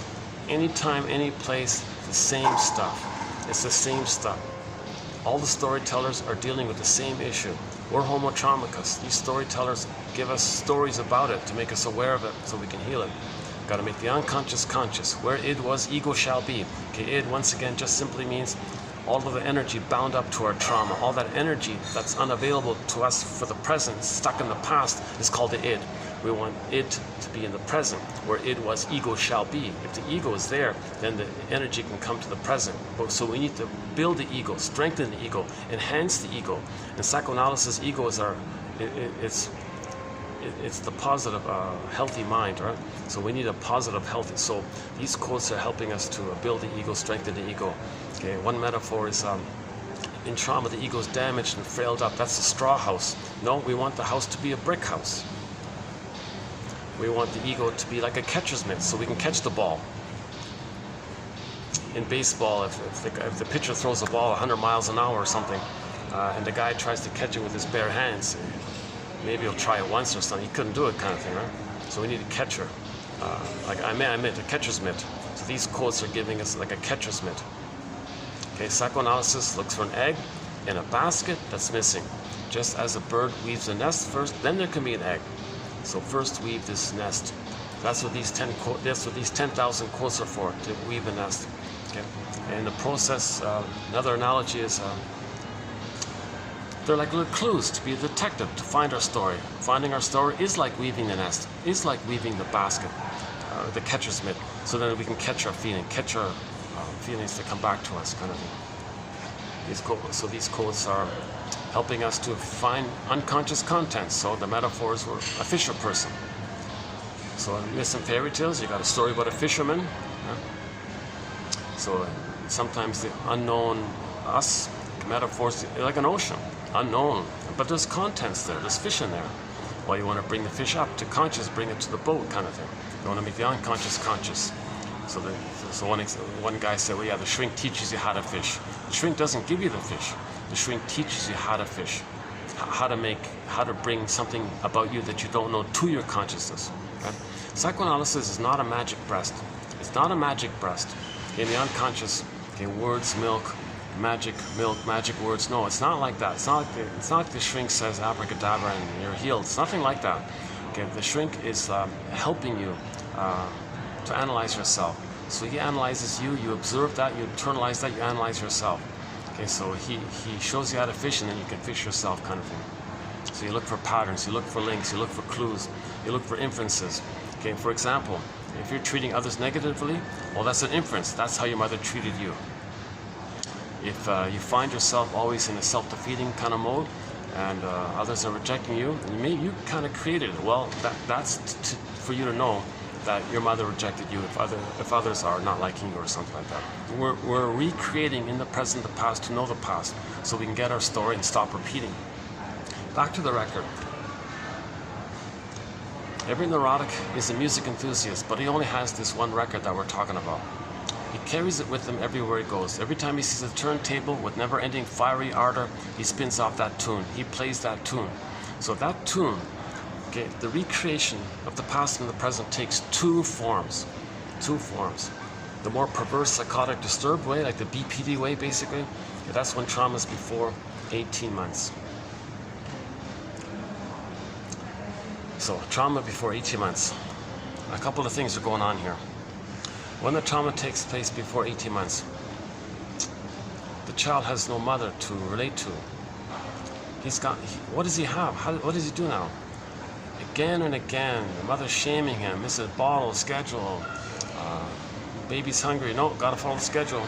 She withdraws, no, I'm still hungry, no, force feeding, I'm not hungry, like all these nonsensical, hurtful things. So these are like, again, it's a strain, again and again, day after day, week after week, month after month. Mother's doing these shaming little digs like this on the child. Okay, you see, one quote was, she's talionic to the child. Her revenge fantasies against her mother. She puts the mother on the baby and takes revenge on her mother onto the baby. Meaning, shall I compare thee to an onion? All that means is that mother originally wanted to control her mother, to have a positive mother, to receive the love and get her needs met. Unfinished business. Sees her mother, her shaming mother, onto the baby, and is talionic towards the baby, meaning very revengeful or vengeful to her mother, meaning just immensely angry at her mother, but sees the negative mother onto the baby and does these little digs on the baby, so to speak, thinking that she wants to control the baby. Baby, by the way, has an image of her as being a monster, gobbling him up, devouring him like a hungry wolf, by the way, while this is going on. While the mother's doing this, the baby's image of her is that she's a hungry wolf monster. Okay. So anyways, while the mother is doing these shameful things to the baby, being talionic to the baby, what it means is that she sees the baby as her mother. So she wants to get back and fight with her, fight with the baby in a covert, kind of little sneaky way. It's kind of gone underground like this, right? Her unconscious psychotic fantasy is that she's going to finally persuade her mother's breast, okay? Seen now by the proxy holding it, the child being a proxy for it, but doesn't see the child for the reality of the child because she only sees her need. When you only see your need, you don't see the reality. She doesn't see the reality of the baby. She only sees her need to have a positive breast mother experience. So she's trying to bite the breast mother, coerce, manipulate, argue, persuade, do all these awful things to the baby, hoping, well, the baby's the breast in her unconscious, hoping that the breast mother will change her ways, provide the love, and all is good, and the breast mother will soothe her. This is nonsense. So that's sort of the underneath of the talionic phenomena. So when you hear this talionic phenomena, my guess is that's sort of what's really going on. Because mother hurt her, I'm going to get back at you. That just means the baby's enraged at the mother. Now, where's the mother? There's no mother now. But she's got a baby. Okay, baby, you're going to play my mother. And I'm going to get back at you, mother. Okay, baby, you're going to. Sorry, baby, I don't see you as you. I just see you as my mother still. I'm going to get back at my mother here. That's a talionic feeling. You hurt me, mother, I'm going to hurt you back. That's the anger to change the mother, to hopefully control her so the mother will provide the needs that the baby needs. So this battle continues with the mother, using the child as a proxy for the mother. So this topic about the talionic phenomena, the talionic feeling, the talionic impulse, okay, was discussed recently, about 2 weeks ago. About 2 weeks ago, we just talked about. If you look up, we did 3 or 4 videos. I think we did 4 videos on the talionic topic. Another draining topic. I'm kind of relieved to give it a break. Challenging topic, but the conclusion was that shrinks fail their clients if they ignore this issue. What issue? Identification with the aggressor. This is one of the most challenging topics there is in psychoanalysis, right? So what does that mean? The baby and the mother are one. They're already kind of blissfully one like that, right?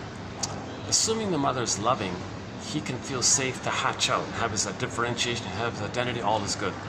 Okay, back up. They're one again. What if the mother's not loving? Okay, whoa.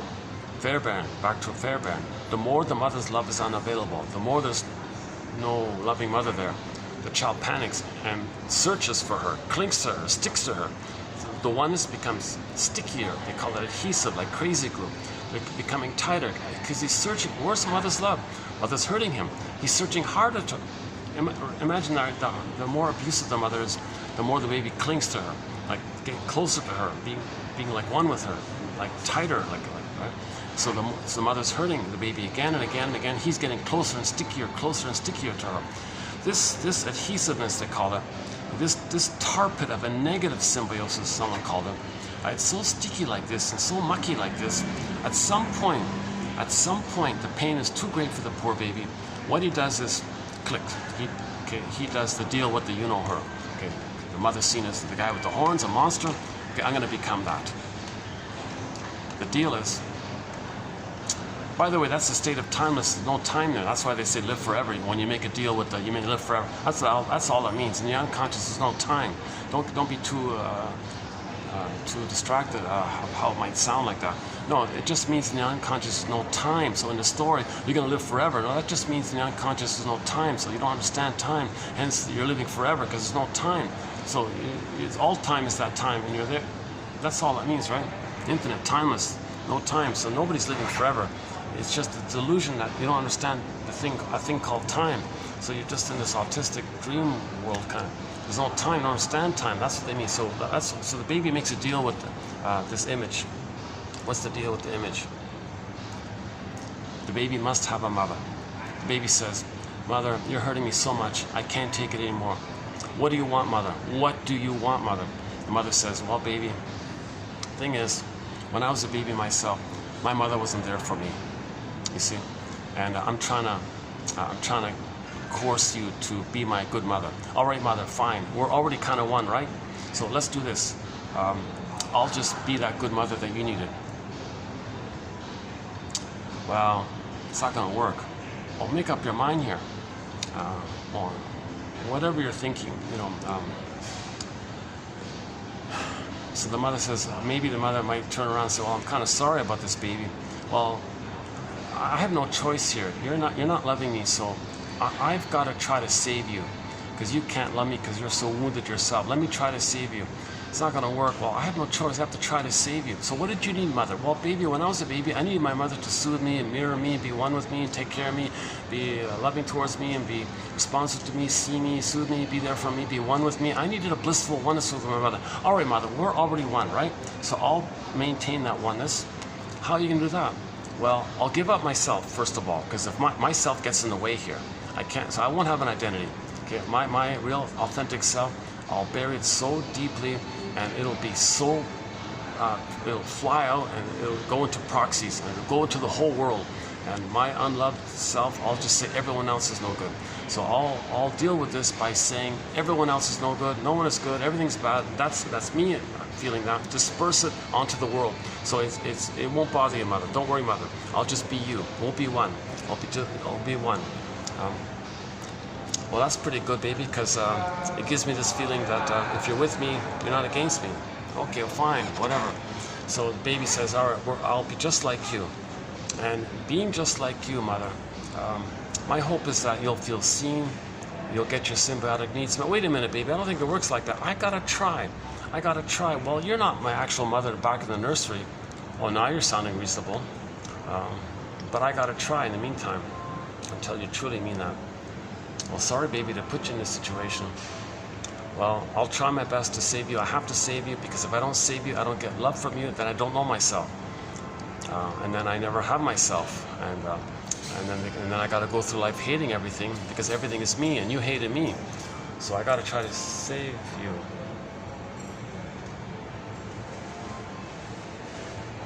Hopefully I'm not bothering anybody. Let's see. Okay, still seems to be okay here. All right. I'm gonna go up soon because I'm starting to cool off finally. Just look at that, eh? Look how long it's taking me to cool off here. Yikes. Okay, identification with the aggressor. Complicated topic. Sandra Ferenczi came up with the concept in the phrase 100 years ago. Elizabeth Howell clarifies it for us. If you type in E. Howell, Howell, in our collection, you'll find a good quote from her. The baby's like, she says, the baby's like hypnotized, like spaced out, and he lost his soul. And there's like a vacuum there. Well, the mother's mind is there, the wiring is there, so they're one. So the child's mind absorbs in mother's wiring, and now that's his mind. So the mother's mind becomes his mind. He thinks just like her, kind of thing. He doesn't have himself anymore because in the trauma he's just so echo flying off to this echo. Echo means the soul's flying off. Okay, echo became a statue, by the way. His soul became a statue. So let's go back to the dialogue. Mother, don't worry, my soul will become a statue. It won't bother you. I'll be just like you. So, well, baby, clarify for me, baby. How are you going to be just like me? Well, I'm going to imitate you. I'm going to mimic you. What are you going to mimic exactly? Well, you're rejecting me, you're shaming me, you're being attuned to me, you're trying to control me, you're trying to, you're expressing your hate and all this. Well, you're hating me, right? Well, I'll hate myself. That means we're one. We'll maintain the bliss of oneness. So you'll feel seen, because I'm doing to me what you did to me. So you can feel seen, that someone sees you. I see. Sorry about that, baby. Well, I gotta try. So, here it goes. So baby clicks, identifies with her. Okay, his soul becomes a statue. Echo becomes a statue in some other far-off place. So he doesn't worry about his real self, and then goes through life shaming himself. But whoops, how's that going to work? How's he going to shame himself? How's that going to work? Okay, find proxies. See the proxy as he was, of how he was once originally so innocent. Okay, and then mother, watch this, mother. See that proxy over there? Well, that's me, and I'm going to be just like you. Watch this, mother. I'm going to do exactly to them what you did to me. So you can feel seen and mirrored and one and all this, and symbiotic, right? So you said I'm no good. I'm going to say they're no good. Watch this, mother. I have a lot of pain in me by this. And Mr. Payne here has a massive dictionary of shaming jokes, negative jokes, put-down jokes, sardonic jokes, black humor, shaming humor. I'm going to give this dictionary of put-down terms to Mr. Payne here, and he's going to crank out, he's going to churn out and crank out these bitter barbs, these little shards, these little bitter banter, this sadistic banter, this witty, bitter, little sadistic zingers. Like, I'm going to say all these negative things again and again and again. That's what you did to me. You see, and you know what, mother? Now that I think about it, me doing this to the proxy, I noticed something. What's that, baby? I noticed that it maintains the blissful oneness that we had. Yeah, okay, and? Well, it's kind of addictive. You're addicted to cynical humor, dark humor, shaming humor, putting others down like that. It's kind of addictive. I don't know why is it addictive? Because okay, so once again, sidebar here, the baby was in a blissful state. The baby was in a blissful oneness. Let's back to the dialogue. Another thing I noticed, mother, when I imitate you and shame others the way you shamed me, you know, the truth is, mother, I can't deny it. I feel hurt what you did to me. But don't worry, mother. Here's what I'm going to do. The one I just heard in the present, the proxy person, I'll just imagine that that's the negative you who hurt me back in the past. Alice in Wonderland, flip-flop. Okay, that borderline thinking, this psychotic flip-flopping thinking. So don't worry, mother. The one I just shamed in the present, okay, to please you, to mirror you, to do to them what you did to me, that one I just shamed in the present, who I thought was so bad and all this, to account for why I'm really feeling badly, I'm just simply going to say that person I just heard in the present is you, the boogeyman you from back in the nursery, right?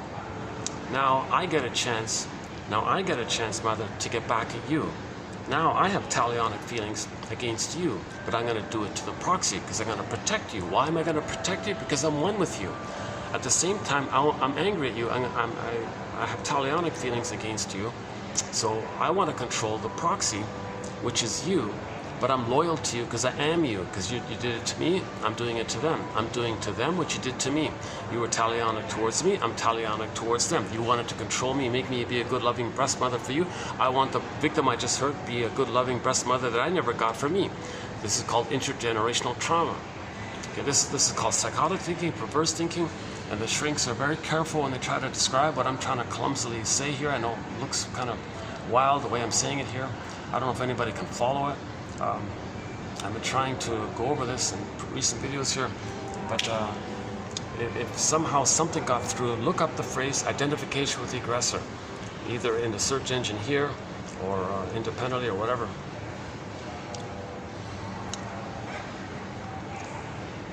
So that's why when they hurt others, they're in survival mode. Okay, that's why people doing this, all of the stinger personality patterns doing this, they're always in survival mode. So if somebody brings it to their attention, gee, you know, you're hurting innocent people, and now you're saying the innocent people are threatening to you. What's wrong with you? What are you doing here? I'm in survival mode. I don't know what you're talking about. So they'll flip, blame, gaslight, distract, be outrageous, distract, be outrageous, confuse, double think, just use rhetorics and propaganda, brainwashed propaganda, kind of wordplay tricks, flip-flop, and equivocation, gotcha games people play, duplicity, all these kind of, the best way to lie is to include a few crumbs of truth. Take advantage of people's need to believe others is good. Take advantage of them. They'll take advantage of that. So they'll use everything. They'll use everything, I guess, because they're in survival anxiety. Okay, the mother is hurting the baby. Okay, so back up again. The survival anxiety. The source point is mother's hurting the baby. Mother, what are you doing here? You're suffocating me here. I'm not physically hungry, and you're forcing me to swallow the milk, and I don't want it. No, I'm spitting it out. No, you're forcing me. What are you doing, mother? You're drowning me. You're hurting me. Or maybe sometimes maybe the baby is hungry and feeding, and she pulls away the nipple. Whoa. And then they become a hoarder later on. They become a voracious, greedy hoarder. That's the queen motif, the borderline queen. That's why they're so greedy and entitled and all this. The baby's in a state of entitlement.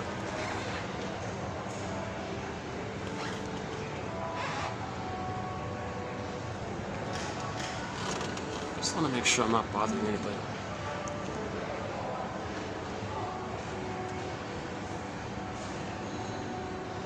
I think we're okay. Yeah, they're way down there. But just to be on the safe side, let's go up in a minute.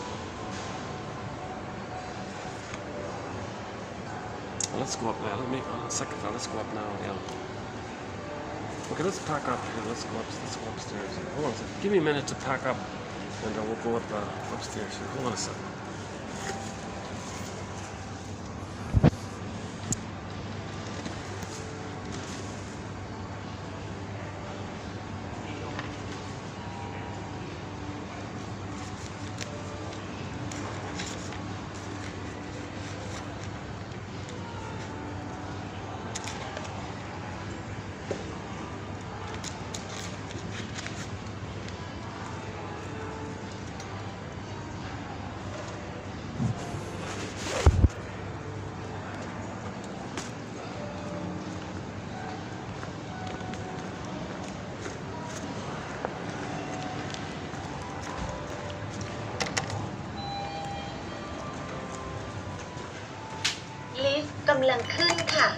Going up.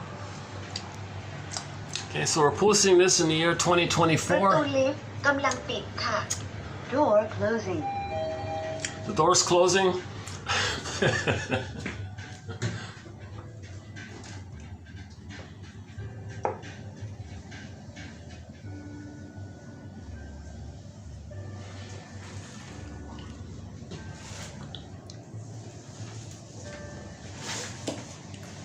Oh, hang on. Oh yeah, 6. Yeah, yeah, right. 6th floor. Different hotel. Okay.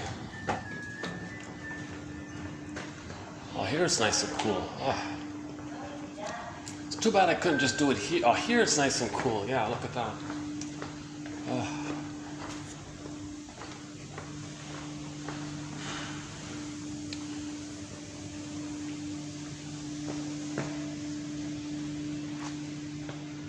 Now I've tried doing it here. It just gets too awkward. That's too bad. Yeah.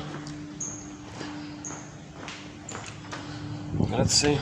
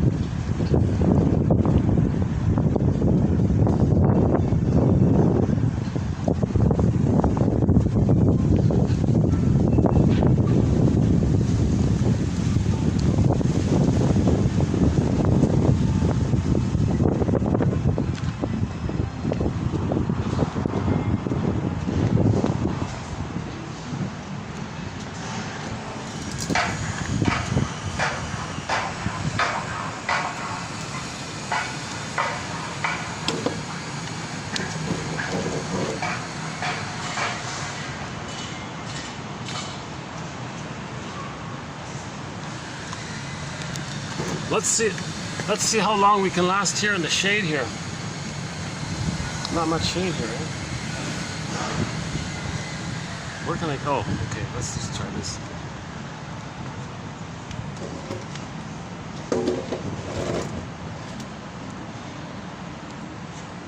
Oh boy.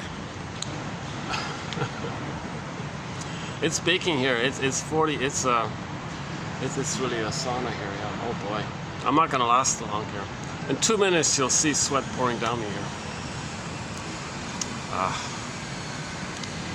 No, this is not going to work. There's not enough breeze here.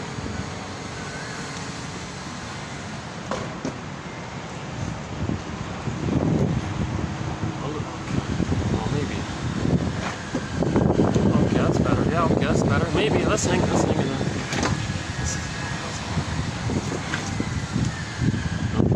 We're gonna get better lighting. It's always been a struggle. Oh, how about like that? It's always been a struggle to get lighting around here. Oh no.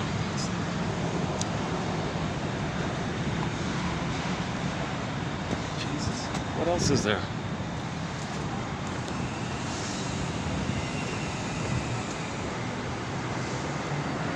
What if we just sat here? Does that work?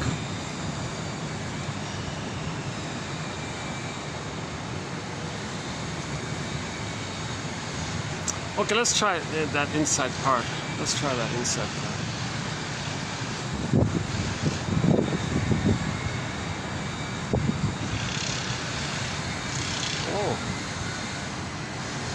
Oh, there's a sleeping bird over there.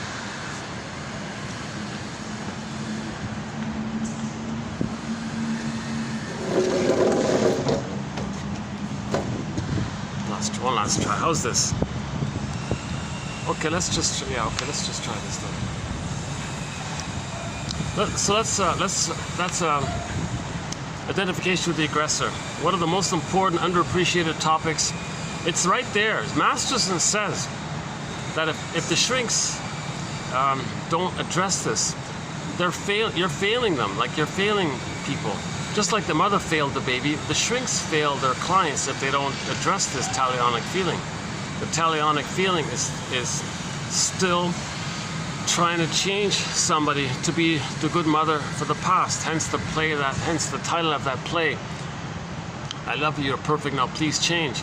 You remind me of the mother, but could you please be a better version of her? Could you please invent a time machine and a morphing machine and change the past?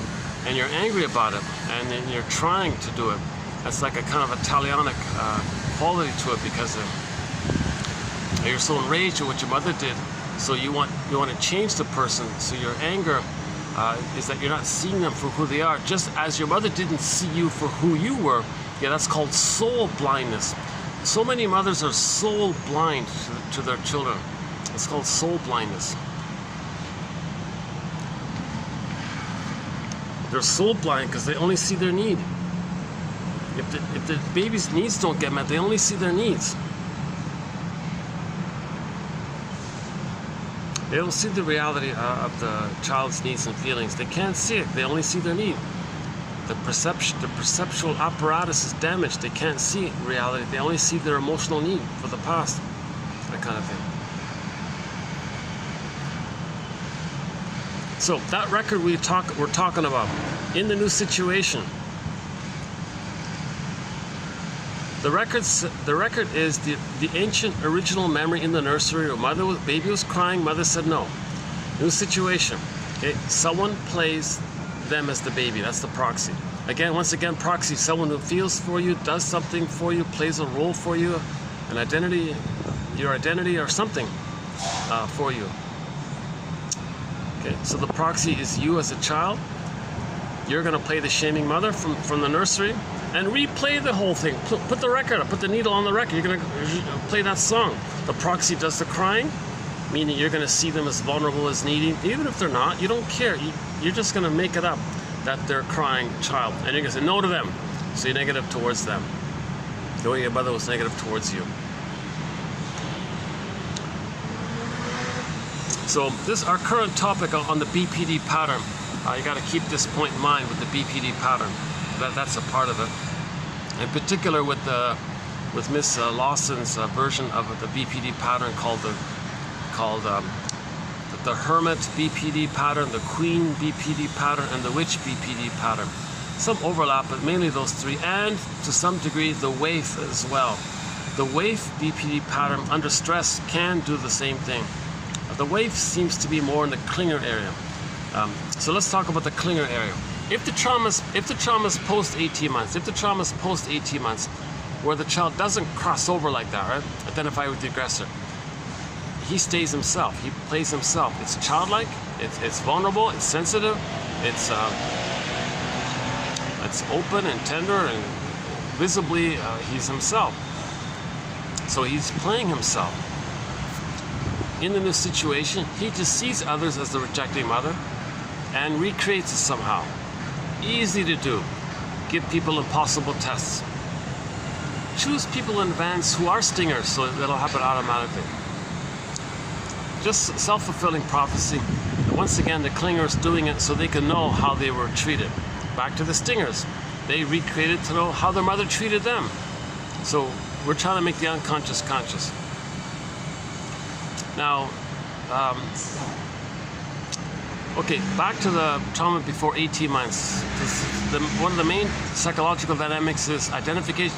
A few of the main psychological dynamics of trauma before 18 months: identification with the aggressor, splitting, projective identification. Those are the three key ones. Splitting, either-or thinking.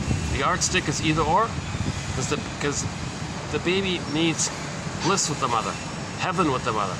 Breastfeeding is a matter of heaven or hell. There's no under heaven, over hell. There's no middle. It's either-or. Okay, the baby needs a blissful oneness. If it's not there, click, it's hell. Denies it, imagines heaven. It's click, click. So he thinks that's called splitting mechanism. That's how he deals with things. That's why people with the single personality patterns have these binary either-or thinking. My greed or your greed. This kind of binary way of thinking. This is a survival way of thinking. When the baby's being abused, he's going to see things in those simplistic, overly exaggerated, simplistic either-or binary, either-or thinking, they call it. All or nothing thinking. The third one is projective identification, which just simply means you want to coerce someone to be your good mother in the past. In a nutshell, you're trying to make someone else feel what you feel, thinking you're back in the nursery where mother knows what you're feeling and she'll soothe you. So in the present, you want someone to feel what you're feeling so you can think that you're back in the nursery and mother, now knowing what you're feeling, will soothe you. This is called projective identification. That's all the chaos like that, because nobody in the present can be the mother in the past, but you're trying to make that happen. That's all the chaos like that. So maybe, it's ironic, I'm starting to cool off here. Look at that. The breeze here is helping me to cool off. I'm actually cooler now than I was when I arrived.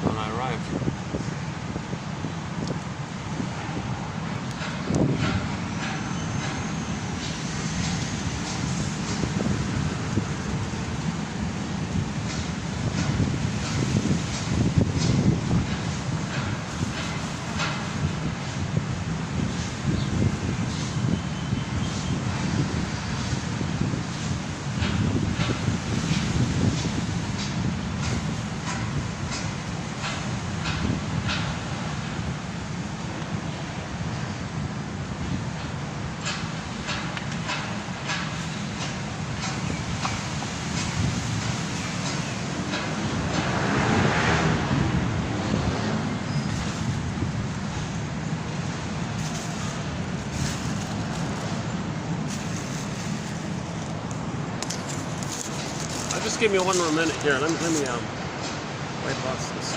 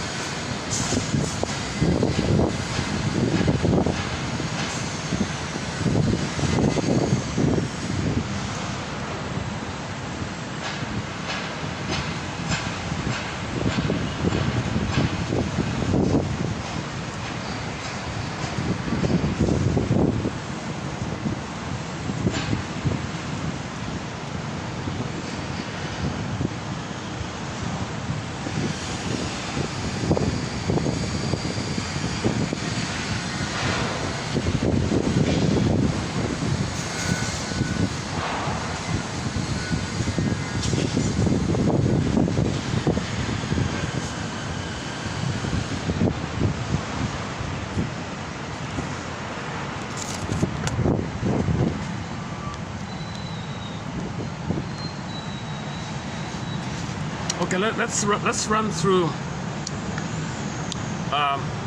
Let's run through some of the quotes that we have so far in this current stretch on the BPD psychology. Because some mothers with the BPD personality psychology, because they were themselves neglected, abused, etc. as children, they, as a result, are desperately afraid of abandonment. So they seek emotional control over others, and uses various tricks to that end, including threatening abandonment. Child, if you don't do what I want, I'm gonna leave you here. So these are very threatening kind of things. But that's emotional abuse to do such a thing. So mothers with the borderline psychology have negative thoughts because they have negative feelings about themselves. They have memory difficulties. Very common. 5 minutes ago they said this, you remind them, you said that 5 minutes ago. I didn't say that, what are you talking about? And many times that's actually the case, they really don't remember. Difficulty focusing attention, because a feeling will come up. If you stay focused on one topic, a feeling will come up. So they flip. All this flipping and changing of topics, this flightiness, that's because if you stay with something, a feeling will come up.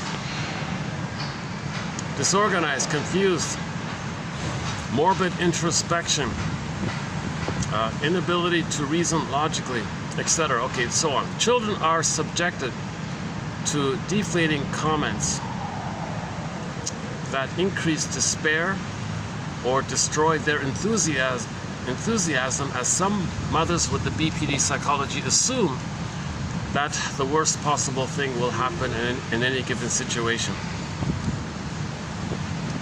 So many children, they'll say to their mother something like this. Yeah, we have one example here. Is he here?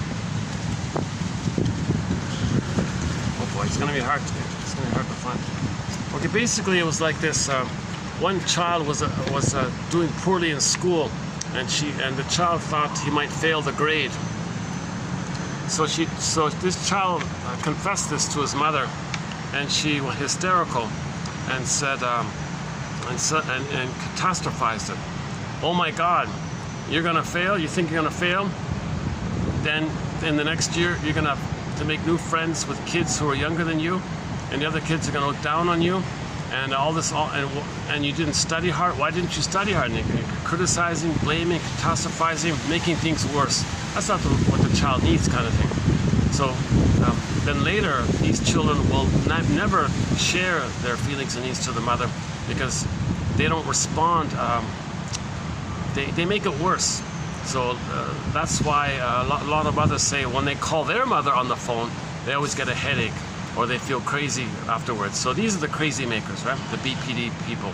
The shrinks traditionally the shrinks think either they have schizophrenia, hysteria, and they make you crazy, and you don't know what to do with them. So-called difficult client, right? And traditionally, for a very long time, no shrink went near them with a 10-foot pole. Somebody said. No, a shrink didn't say that. Another person said that. They don't want to go near them because you can never get them to stay put. Now you see them. Now you see them. Now they don't. They flip flop. Where are they? They said this. They didn't say this. You said this. You didn't say this. Oh, you didn't say. Oh, you said it. Like they're flip flop. They don't cooperate. They don't cooperate because they can't keep attention on something because it's too painful. But what do shrinks do here? Well, okay, nowadays, thanks to Masterson and Kernberg and others, now there is a kind of a framework, a conceptual framework, and understanding of how to approach this client like this, right? So Masterson talks a lot about lending your reality ego to the client. Okay, lending your brick house to the client's straw house. You can borrow my brick house kind of thing. You can borrow my catcher's mitt. So you show your reasonable, logical mindedness by doing things like therapeutic astonishment. You believe that? I can't believe you would. Wow, you believe such a thing? Wow. And they may relate to that. And little things like Masterson said, never use the word fear, or don't use, well, try to avoid using the word fear because that implies present fear. Just refer to things as anxiety, and oh, it's anxiety. Now you can focus on the past, because anxiety comes from the past, pain in the past coming to the present. If you use the word fear, it's like in the present kind of thing. No, anxiety means there's trauma in the past and you don't remember it, and the emotions are shaking through you. That's anxiety, because a painful thing happened, a catastrophe happened in the past, and you're feeling the effects of it now. That's called anxiety. So refer to that as anxiety. Don't use the word fear with people with the BPD pattern, because that just amps up their fear. So it helps people to think a little bit better if you think in terms of anxiety versus fear. So in other words, don't say fear, just say anxiety. There's little tips like that, and there's other sort of tips in that area. Okay, next one here. Mothers with the BPD psychology can misperceive a child's normal need to be themselves as a betrayal. This is when the mother says, you're with me or against me. You're going to be yourself, you're against me. I'm not betraying you, mother. I just got to be me. I got to be me. You're betraying me. You're against me now. You're my enemy, like that kind of thing. Right? The mother has this perverse, disturbed survival mentality where her mother was an enemy to her. So the baby is not going to be her. So she's still thinking in this painful battle with her mother, where the baby legitimately did think they weren't going to make it with mother's rough handling and misattunements and malattunements. See, that's the archaic. This is called the archaic mother. The primitive archaic mother, the breast mother time. It is rare, even for adult children, even adult children, to abandon these mothers, regardless of how many times their mother has abandoned them. Look at the perverse loyalty, right? The child is so brainwashed to not see her as hurting him, and they deny their own feelings to maintain the loyalty. You see, one quote was, the mother hurt the child. The mother actually hit the child. The child looked to his mother, who just hit him, and said, "Mother, someone just hit me." The mother hit him. The child couldn't see it, couldn't know it, didn't believe it, and turned it away, and he needed to see the mother is good. So his mother actually smacked him or something. That very same child looked up to that mother and said, "Mother, something just hit me here." That's an interesting point to keep in mind.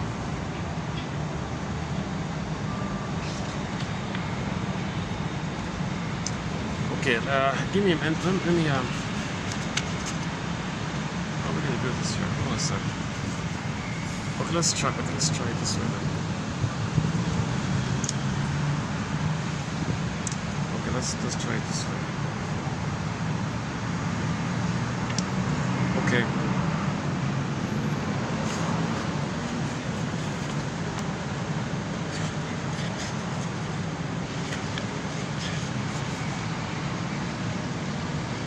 Children of mothers with the borderline psychology mind never know from one minute to the next how their mother feels about them. Like the game, she loves me not, the mother's moods can suddenly change from affection to rage, creating an uncertain and insecure emotional environment. Winnicott emphasized the importance of the child's need for the good enough mother who provides enough consistency and calmness so that the child is not overwhelmed with anxiety. Without maternal secure, without this rhythm of safety with the mother, children have no reality base upon which to build their self-esteem. Children with mothers who have the borderline mind psychology problem issue, PTSD, face an inherent conflict. Their attachment to mother is needed for survival. Yet, if mother is a threat to survival, the child's brain must protect the child from recognizing it. Failing to integrate contradictory experiences of good and bad, the good and bad mother reduces anxiety because the image of the good mother is preserved at the expense of his self-esteem. Once again, it's called the splitting mechanism. He'll just make it up that the mother's a goddess. Mother didn't just hit me. Mother, you're good. Someone just hit me. Something else. So he makes up two mothers and splits it.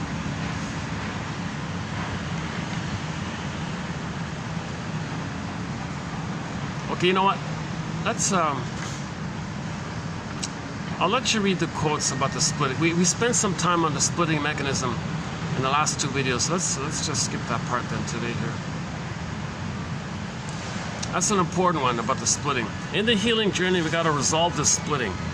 We got to see the two sides of the mother, see her as traumatized, understand her, forgiveness. That's moving towards the ability to see the two sides of a situation. The mind prevents, the traumatized mind that does splitting is resistant to seeing two sides later on to any stories, because the prototype in the mind is mother's goddess, mother's a monster. It's separate. I got to keep it separate. I can't see, and so later on with that blueprint, they can't see two sides of a story. So their prejudice will come from there. Extreme one-sided thinking will come from there, and they can't see the other side of a story or another person's side of the story. Every story has two sides. Every coin has three sides. The third side holds the other two sides. They can't do that because the emotionality is the baby couldn't admit that the mother is a monster who wants to eat him from his perception. So he can't do it. He splits it. No, one side, mother's goddess, that's it. He can't do it. That's one-sided thinking all the time. Like the Cyclops think, like the narrow-minded, one-sided thinking. So that this topic about the splitting was discussed. A major one here. Okay, what about we did the push-pull dynamic. Okay, the mothers need, but they reject. They need help, but you offer them help, they reject. That whole push-pull phenomenon, we talked about that yesterday. Yeah, they only see the two ends of the spectrum, heaven or hell. They don't see under heaven or over hell. That's the I'm borrowing that. That's the title of Street Heart's second album. It's entitled Under Heaven. Oh, that's their best album. Clearly, that's my favorite. Well, that's my favorite album. I think it has most of their hits on that album. Their second one called Under Heaven, Over Hell. They entitled that album from a lyric in one of their songs called Storyteller. So in that song, Storyteller by Street Heart, sung by Kenny Shields. Kenny Shields passed away maybe 20 years ago or something. Kenny Shields, great singer, yeah, great Street Heart. The singer of What Kind of Love Is This? And Star, Storyteller, Hollywood, and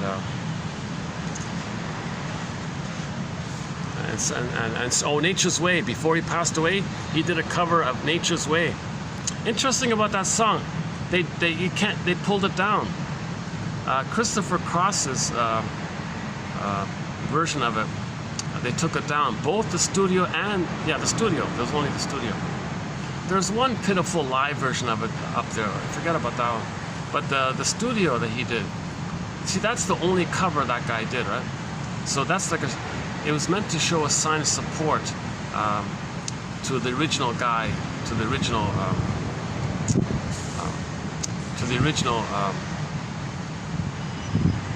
there's a whole story about this band called Spirit, headed up by a guy who called himself Randy California. They're sort of just a one-hit band. What? They were a band that just had like a one-hit wonder. A song called "I Got a Line on You." They also did "Nature's Way," but they also did another song called "Taurus," an instrumental. There's the controversy right there. And there's a whole story about that song "Taurus," instrumental, by the band Spirit. And so I won't spoil it, but it's pretty obvious. It's kind of blatantly obvious, and they didn't care because people doing all this didn't care. So as a token of support, I think Christopher Cross did a cover of it, and Kenny Shields did a cover of it. But they took the Christopher Cross down, so you don't know about it. They don't want to raise your attention about it. But you can listen to Street Hearts one. So just before Kenny Shields passed away, he wanted to show a little, kind of help out a little bit, speak the truth kind of thing. So he did a cover of Nature. It's pretty good. It's very good. I think Christopher Cross does the best cover of Nature's Way, but the next best is Kenny Shields' one called Nature's Way. Oh yeah, so he's the lead singer of Street Heart. Their second album was called Under Heaven, Over Hell. So those with the borderline psychology cannot see under heaven, over hell. It's either heaven or hell. They don't see the third side of a story. They don't see complexity or ambiguity, that we're humans, that we're imperfect. They don't see that kind of stuff. They're useful, so they can shame them and say they're okay, you're not okay. To keep them one to the mother, shame them. So they're useful that way. If they can't do that, then they're devalued. So they're valuable if you can shame them. If you can't shame them, they're not valuable to you. So this is the either-or mentality.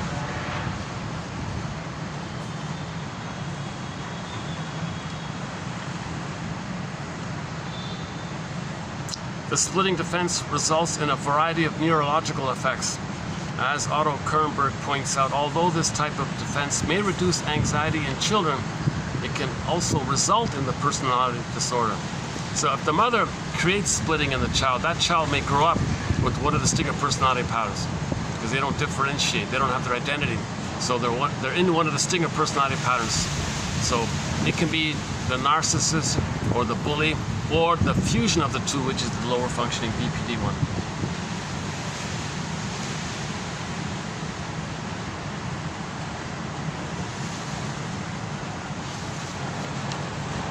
Hold on a second.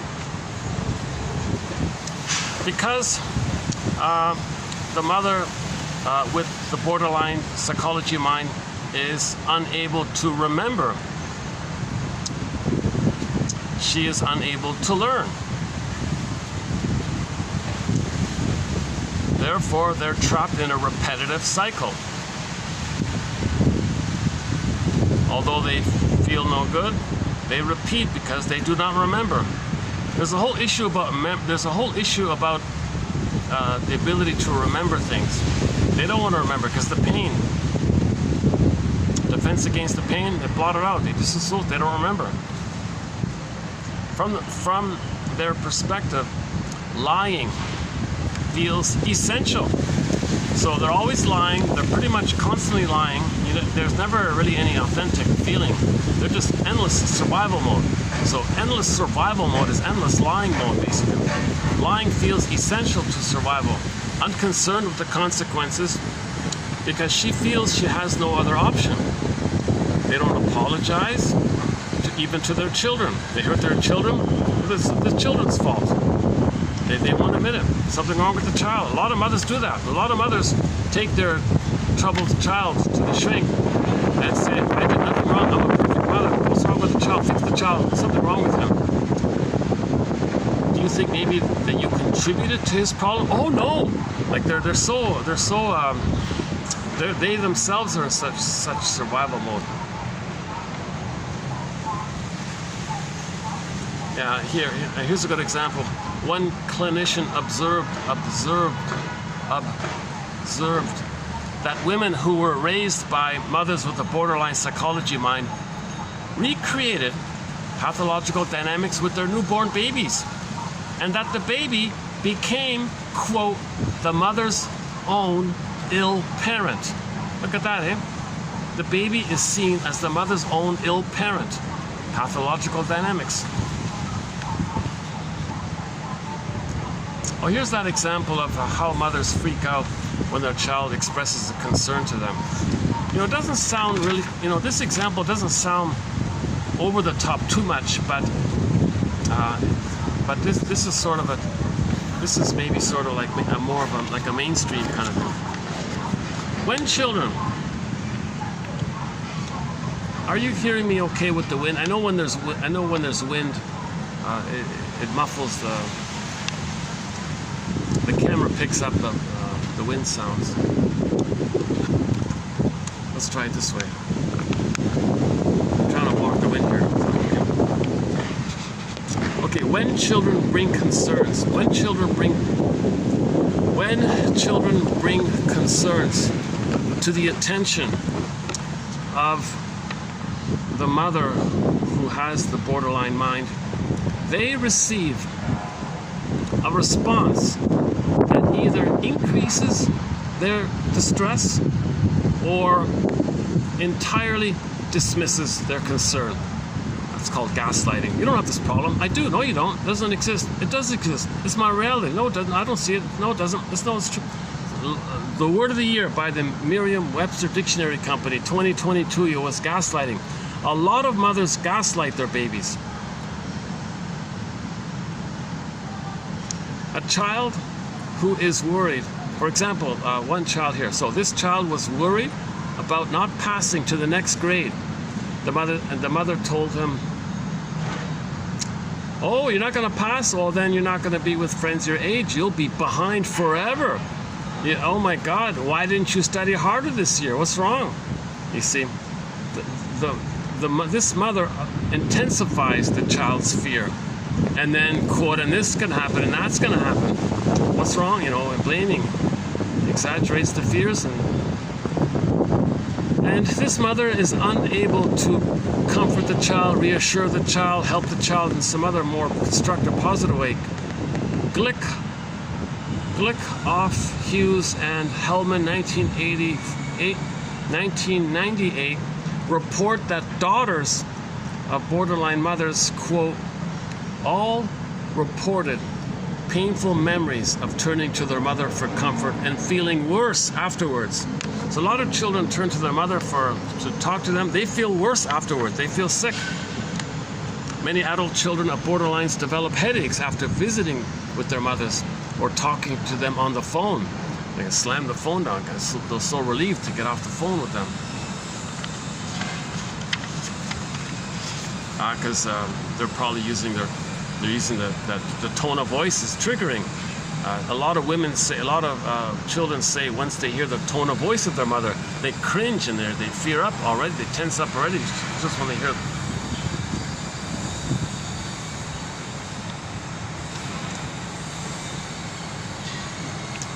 Okay, one story that's sort of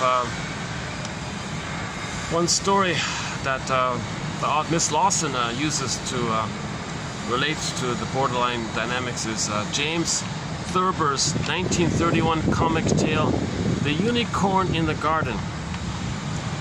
This tale depicts the battle for sanity experienced all too frequently by children of mothers with the borderline psychology. The borderline's grown children often feel like, here's the key here, they feel like the characters in this story. Sometimes they feel like the husband, hoping to share their excitement and wonder, but are discounted, discredited, and disbelieved. At other times they feel like the wife, fed up and tired with these fabrications, wild stories, deceit, etc. Regardless of which way they turn in the emotional labyrinth, they end up feeling crazy. So just briefly, it's a metaphor for how the child feels. It's a metaphor for how the child feels.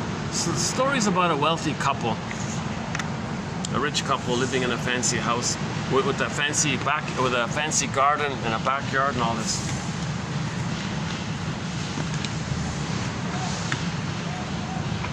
The husband goes to the beautiful garden they have, the backyard they have, and sees a unicorn. He's like, wow. He runs inside, excitedly, runs upstairs to where his wife is sleeping. The wife was still sleeping. He kind of wakes her up, kind of thing. Hey, darling, I'm so excited. There's a unicorn in our backyard. She's saying, you're nuts. You belong in the nut house. Unicorns are not real. What are you talking about? Oh, this is so annoying. She wants to go back to sleep. The husband goes back downstairs again, goes to the backyard, and gives some food to the unicorn, and sees the golden horn even. He's all excited all over again and repeats the thing. Runs inside, runs upstairs, wakes up his wife and says, "Dog, no, really, seriously, you gotta believe me. I fed him. I fed the unicorn. I saw the golden horn." Okay, this is too much. I can't take this anymore. So he goes away. She picks up the phone, calls the psych department or something. Help, help. This guy, I'm scared here. This guy's dangerous. So a little while later, a cop shows up with the shrink, and the shrink asks the man, "Did you tell your wife that you saw a unicorn?" "What? What are you talking about? That's nonsense. There are no unicorns." "I see."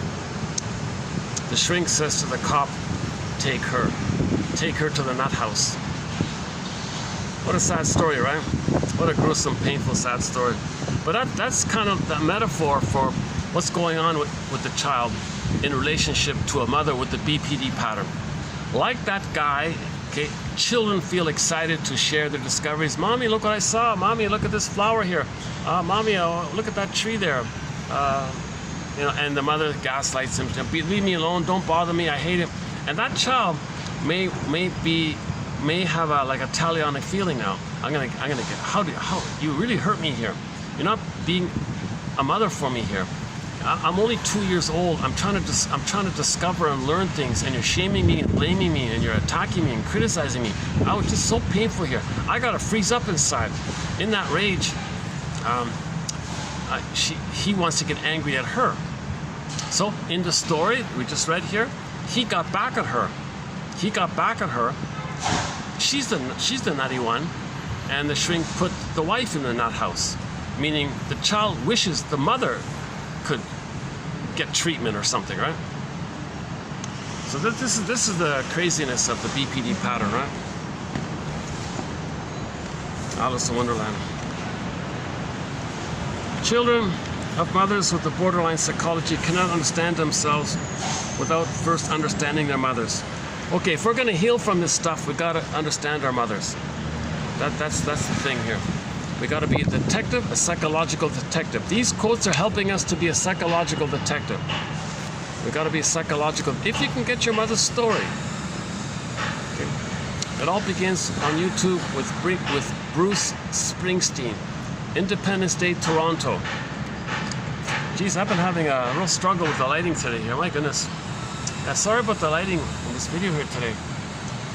I'm using a kind of a basic kind of phone kind of thing.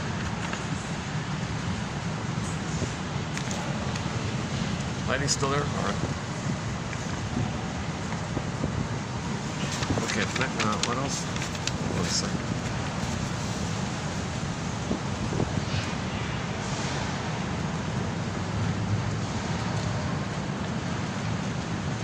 So one shrink said to the client with the BPD pattern, the shrink said, "Why are you trying to make me afraid of losing you?"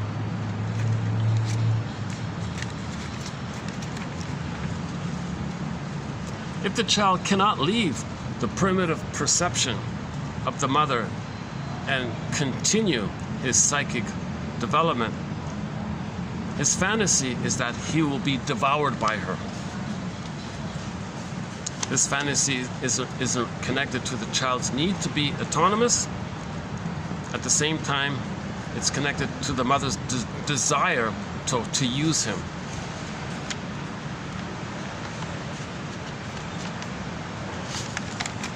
And the issue about psychosomatic symptoms, we have some very good quotes lately about the psychosomatic symptoms. Oh my God, Capex, look up Capex. K-E-P as in pepper, E-C-S, Capex. Look up that quote here. The truth about our childhood, one by Alice Miller here. The truth about our childhood is stored up in our body, and although we can repress it, we can never alter it. Our intellect can be deceived, feelings manipulated, perceptions confused, body tricked with medication, but someday the body will present its bill. The soul speaks. Pardon me. The body speaks for the soul if the soul doesn't find a voice. Okay, can I refer you to the past couple of videos? I spent some time on that. That was sort of like a side branch topic.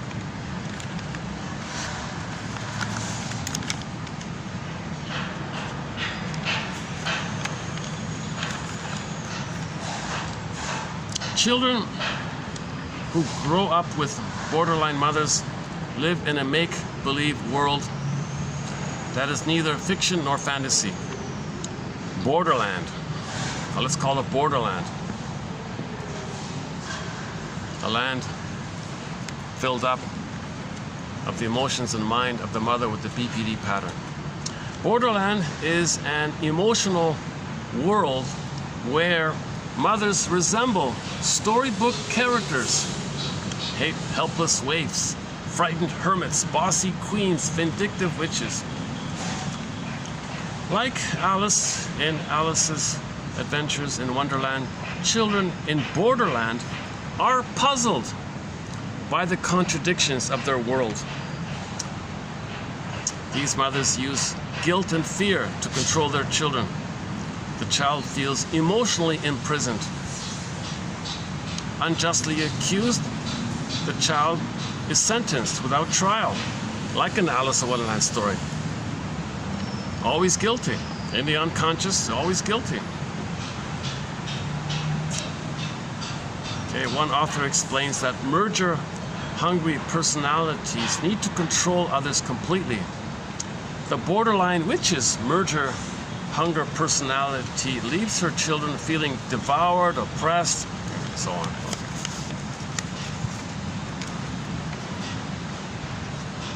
Okay, here's a good one. Here's my favorite one. So let me change up here. Hold on a second.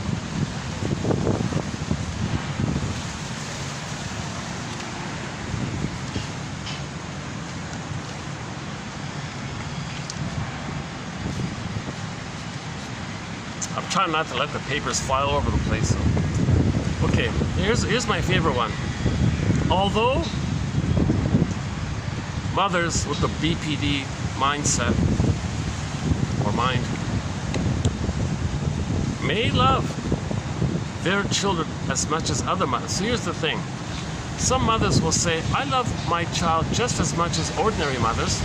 Okay, let's take that as a premise. It's too windy, right? You're not hearing me, are you? Okay, let's try it back downstairs. Okay, give me a couple of minutes. Let's go back. I think it's too windy. You're not hearing me when it's too windy, right? Hold on a second.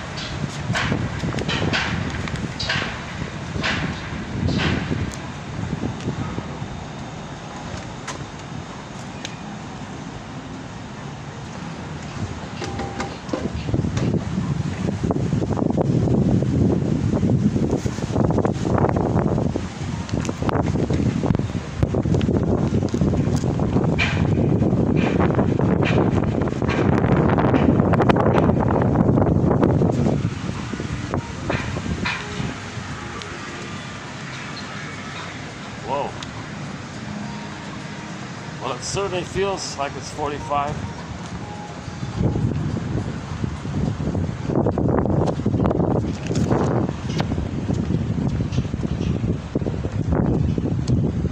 Oh, that's new. Oh, they got a new feature here for the kids. Yeah, cool.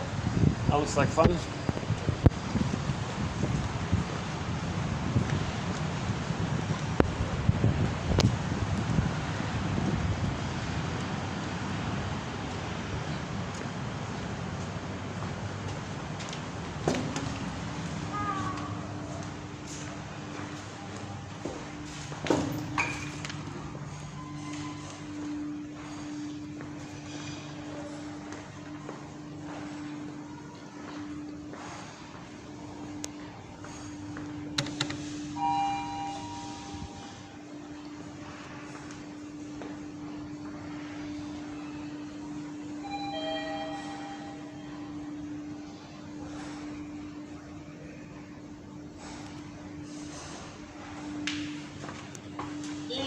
ำลังลงค่ะ going down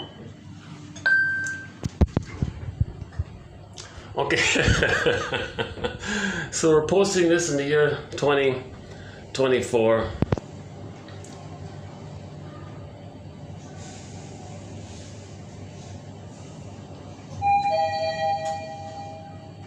ชั้นหนึ่งค่ะ first floor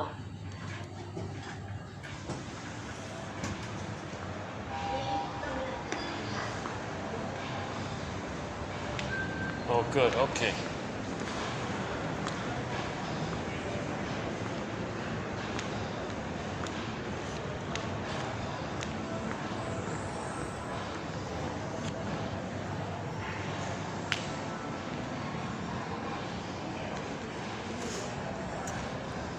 Okay, it's quiet around here now. Good, good. Okay.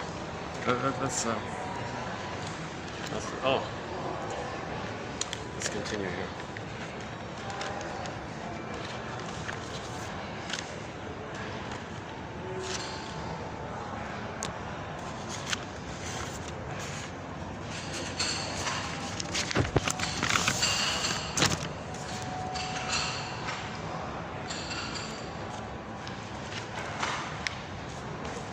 Yeah, here's a good one. Here's a good one. Although mothers with the borderline pattern in their head or mind, rather, although they may love their children as much as other mothers, their deficits in cognitive functioning and emotional regulation create behaviors that undo their love. Borderline mothers have difficulty loving their children patiently and consistently. Their love does not endure misunderstandings or disagreements. A little misunderstanding, a little disagreement, whoa, okay, a big drama, soap opera instantly takes place.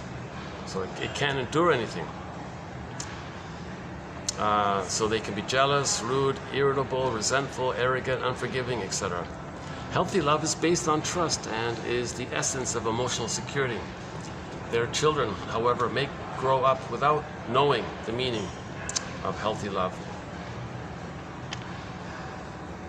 When a borderline feels stressed and threatened, the habit memory system, okay, the blueprint in the first brain, easily bypasses, blows away the straw house, the cognitive frontal lobe influence. So that's the thing, you got to repair the ego to hold the emotions. That's the catcher's mitt that we're talking about.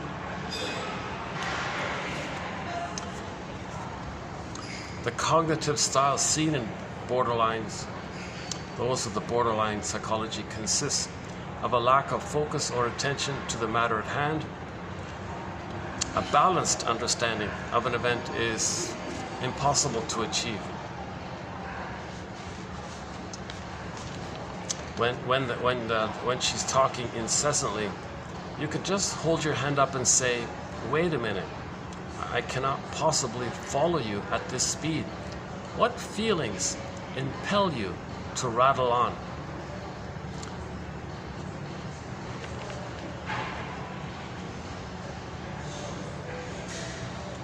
Okay, so any mother that sees therapy thinks they're being criticized.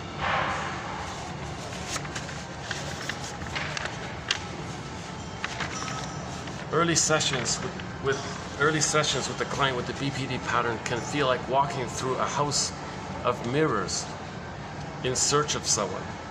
There is a now you see it, now you don't, catch me if you can quality to what the client is trying to communicate. So the client with the BPD pattern, catch me if you can, make me admit something, make me feel something, no way, I'm gonna flip-flop and house of mirrors, hollow mirrors, I'm gonna throw the cards in the air, whatever. Clients with this pattern may change subjects frequently, several times in a short session even. Their presentations will be laced with lapses, silences, premature conclusions, jumping to conclusions, unexpected intrusion of unrelated events. And so a whole lot, okay, the long list of tactics. Therapists may have to endure a confusing variety of complaints, many about the therapist, alternating with rapid changes in affect, repeated reversals by the client on important subjects. There is little to get hold of with any certainty in such situations. So they don't want to admit anything, they don't want to agree to anything, they don't want to cooperate. Okay, that's why clients don't want to work with BPD clients. Shrinks don't want to accept BPD clients. They project too much, they flip it around too much, they believe in their brain that you are the frustrating mother, or they're the shamed you, and they're recreating the past and the present, called projective identification. They're operating from archaic images. Adults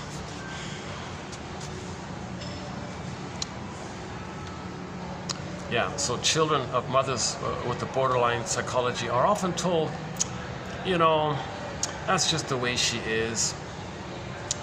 She really loves you, She didn't mean it. It's just that she can't help it. These types of things give the children the message that their intuition and that their real feelings, that they've been hurt, are not important. These messages not only encourage repression of legitimate anger and pain, but also lead children to believe that their mother's behavior is acceptable. Something is wrong if we fear the person who loves us. Okay, they lay a lot of emotional traps. Those mothers with the BPD pattern lay a lot of tricks and traps.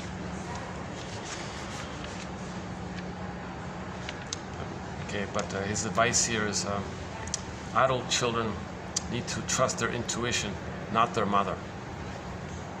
When these victim children grow up, they got to trust their intuition, not follow the fear of the mother. Parents should want to find out what they are unconsciously doing to their children. Parents should want to find out what they are unconsciously doing to their children.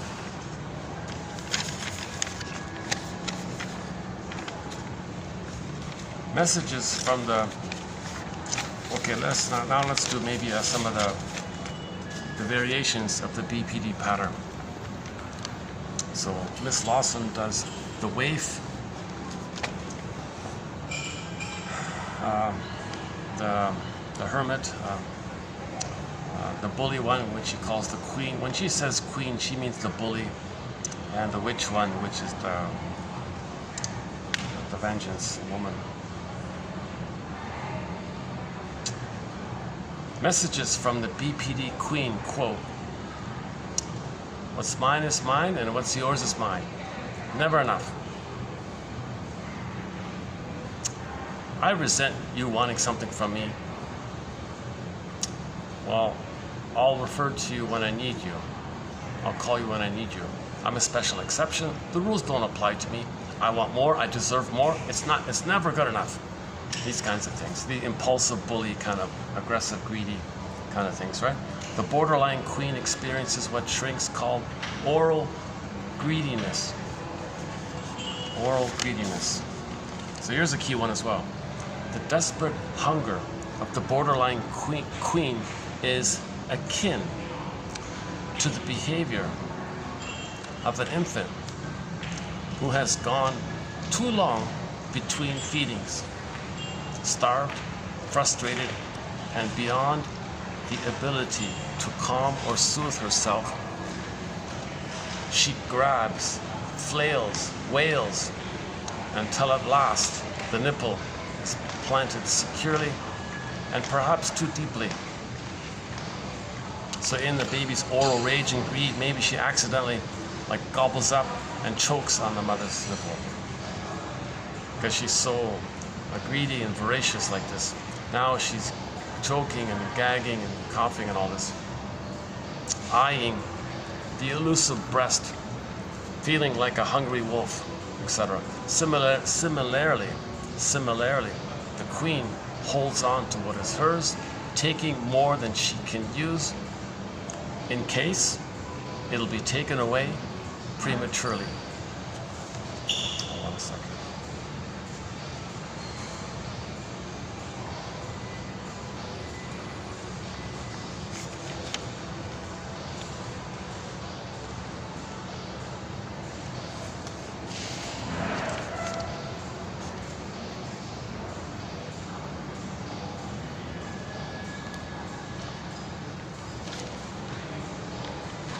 Yeah, there's you do see some hysterical BPD-like traits in people's dresses and things. If people dress sometimes with a "look at me" kind of quality, or "see me, look at me," well, that traces back to the mother not seeing them. Yeah, for example, here, all young children. Well, back to the hoarding and the greedy. So the hoarding and the greedy, because the prototype was the mother pulled back the nipple or the bottle before the baby was satiated. Now he has a memory. Okay, wait a minute. I'm not filled up here. I'm still hungry, and you're gonna pull away the breast nipple. Okay, that's a memory. He goes through life grabbing, greedy, and hoarding, just in case that happens again. Mother was misattuned. Mother said, no, you gotta follow the schedule here. No, I don't want to spoil you. No, I want to hurt you. So now he's going to be voraciously greedy and hoarding. And Miss Lawson gave the example of a famous woman who hoarded like crazy. And when she died, she had like hundreds of suitcases filled with jewels and things. She was hoarding it like crazy. No one even knew it, right? All young children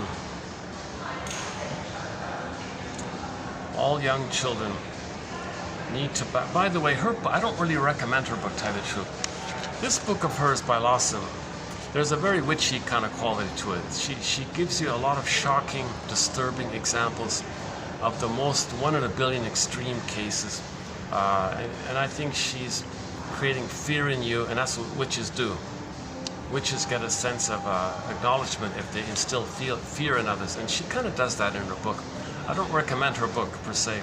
Parts of it were okay, and I'm plucking out those quotes, but more than half of the quote I'm kind of just brushing aside. Yeah, this part's okay by Miss Lawson, Christine Lawson. All young children, yeah, it's in particular related to that character who was being very flamboyantly showy and wanting everybody to see him. Kind of like, look at me kind of thing. That's sort of that energy.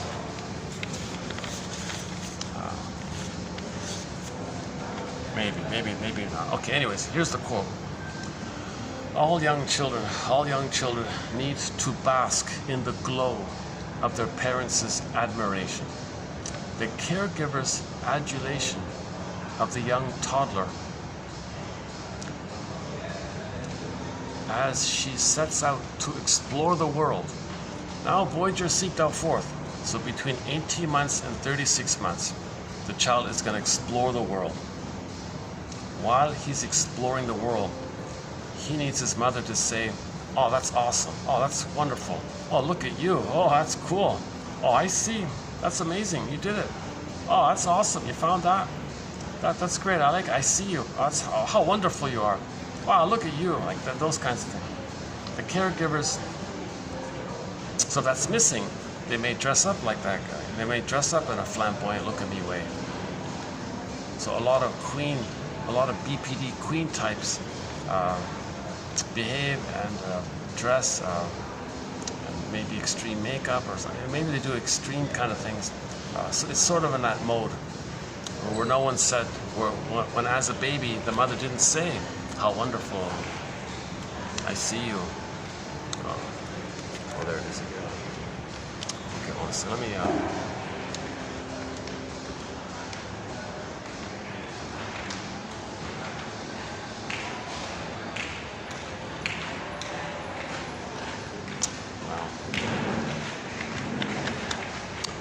My options are kind of limited here.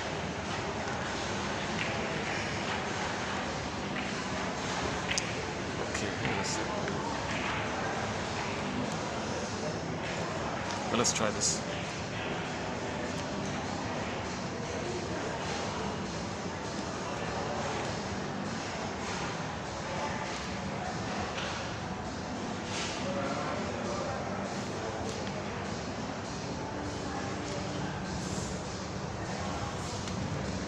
Okay, sorry for the little distraction there. Doing these things in public, you get all these little kind of interruptions. Okay, let's back up a sec.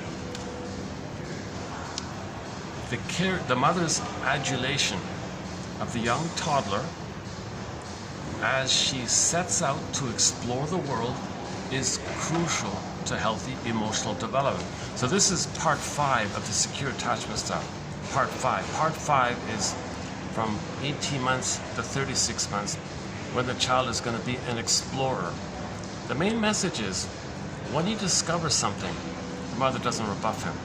She functions as a secure base, emotional refueling, communicative matching, okay, a little improv, maybe this adulation that she's talking about here. That's awesome, meaning you can learn, and I'm here and I accept it. You don't lose me. I'm not punishing you. I don't reject you. You can learn, discover, do your homework, and find things and ask me questions. It's wonderful. I see it. How wonderful. That's amazing. Okay. As a child, the borderline queen was given inauthentic responses.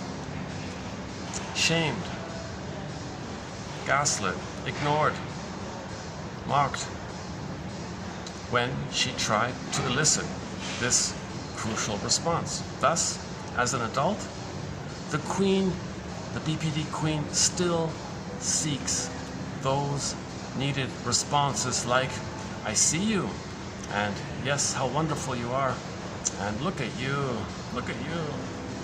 She needed, okay, she needed.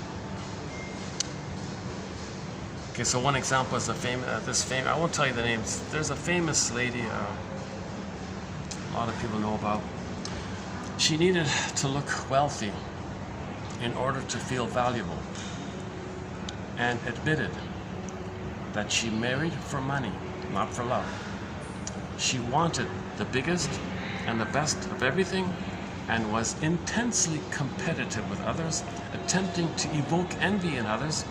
She spoke openly about her expensive vacations, the price of her possessions, and all this. So she's still like the little toddler. Look, mommy, I'm learning. Is it okay that I'm learning?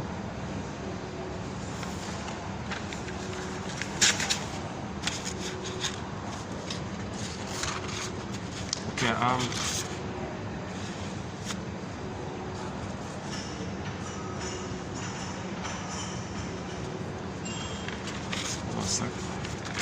before we do the preview for next video, let's do a little bit about the waif and some more about the queen. Hold on a sec.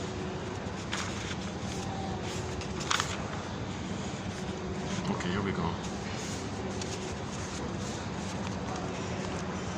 The 4 types of borderline mothers are the waif, the hermit, the queen, and the witch. So the waif's motto is, life is hard. The hermit's motto is, life is dangerous. The queen, the BPD queen's motto is, life is all about me. And the witch says, she just says she just wants revenge. Interactions with mothers with the BPD pattern often leave the child feeling guilty and confused. Many of these children tune out by disassociating, feeling dereal and unreal. The environment's unreal, mother's unreal, they're unreal. This is called depersonalization and derealization. It's a defense against the pain with these mothers. Children of these mothers have been down the rabbit hole. These children have attended the Mad Tea Party and argued with the Duchess for the right to think their own thoughts. The mother said, no, you can't have your thoughts. You can't be you. You betray me. If you have your thoughts, you betray me. You're with me or against me. So she's doing this kind of barbaric, archaic, desperate thing.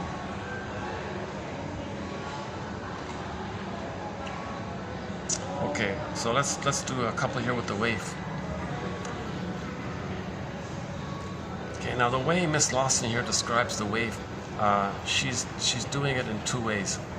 There's sometimes there's the codependent waif, which is sometimes she describes the waif as the clinger, pleaser, codependent one, which is the healthier one.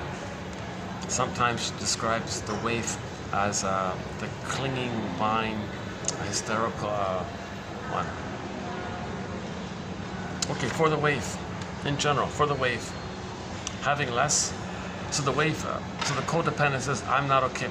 Okay, trauma before, here's the confusion. Trauma post 18 months, they're the clingers, the pleasers, the caretakers. And in Miss Lawson's description of the waif, sometimes she describes the waif in that caretaker, pleaser way of I'm not okay, you're okay.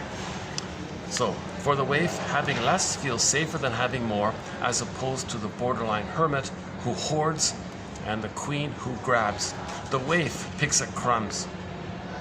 She has difficulty articulating her needs, is unnecessarily apologetic. So the codependent one, okay, or the codependent waif one, yeah, I'm no good, you're good, I'm sorry. Although she feels powerless to save herself, she feels compelled to save others.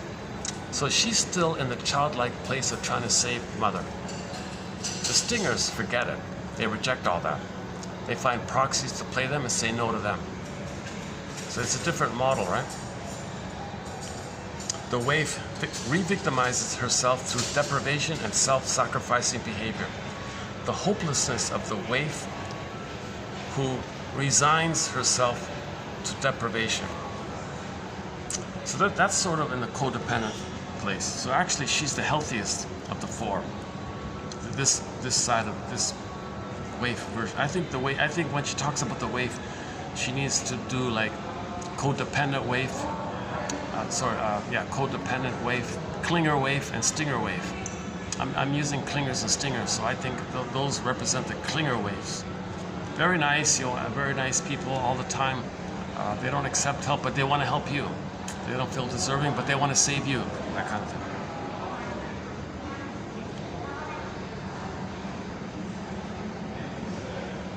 Okay, now here's maybe a little more in the area of the stinger waif. Like a butterfly caught in strong winds. In social situations, she flits about, never connecting in depth with anybody. She can be inappropriately open and enticing, and then suddenly walks away with an air of indifference. She may fish for compliments and then reject them, seek attention and then hide, complain miserably and then refuse help. The waif leaves others feeling helpless. Unconsciously, she needs to stay helpless in order to feel safe. One client once said, quote, I can't allow myself to need your help and be in control at the same time, unquote. This painfully honest disclosure captures the waif's basic conflict. The paradox of the waif is that by accepting help, she loses control. There's a stinger area, wants to control everything. The waif is a help rejecting victim, and helplessness is a defense against closeness and loss. So now you got the stinger waif. I think the first two are more like the clinger waifs. The clinger waif where they're helping you and taking care of you, and I think that they will accept help. They'll be very grateful if someone does help them. The stinger waif won't accept it because they want to control everything, like the other three. Okay, we only have one about the hermit. The hostility of the hermit may take the form of biting sarcasm, unreasonable demands, stony silence, shouting people out. Rarely acknowledges mistakes or apologizes for inappropriate behavior. Why? The survival instinct prevails when the self is endangered. For the hermit, it is a case of self-defense, and she sees herself as innocent of wrongdoing. So this is the avoidant attachment style. This is like the cold, aloof, detached ones. Actually, the hermit is kind of like a covert queen, a covert BPD queen. And on the Enneagram, you got a line called the 5 and the 8. If the 5 feels safe, they become like the 8, the bully. If the 8, the bully, feels stressed, they become like the 5, the turtle. See, on the Enneagram, you got the 5 and the 8. When the 5 feels safe, he moves to the 8. He's more assertive and aggressive, openly aggressive. When the openly aggressive bully one feels stressed, they may go back like the turtle. Right? So the turtle one here, the hermit one, or the turtle one, he calls it the hermit. The hermit and the queen kind of are basically the same. One's extroverted, one's introverted, and it depends on how safe or stressed they feel. Now, when we talk about the waif and the witch, we're talking about the stinger waif, not the clinger waif. The stinger waif and the witch are also on like a line. So the 2 and the 4 have a line. So when the clinger waif feels stress, they go back to the witch. Okay, when the witch one, the 4, feels good, feels safe, they may experiment with being like a clinger waif, trying to be helpful towards others.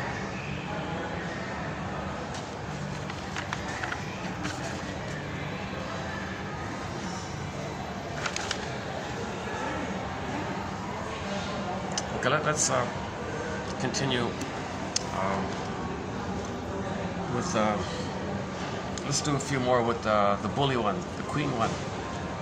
Like the Queen of Hearts and Alice's Adventures in Wonderland, the borderline queen treats people as if they were cards. Oh yeah, we did this one already, right? To be shuffled, arranged, stacked, so she can win. Okay, we did that one. Okay, one of the several examples she gives, I'll just maybe briefly mention one of them.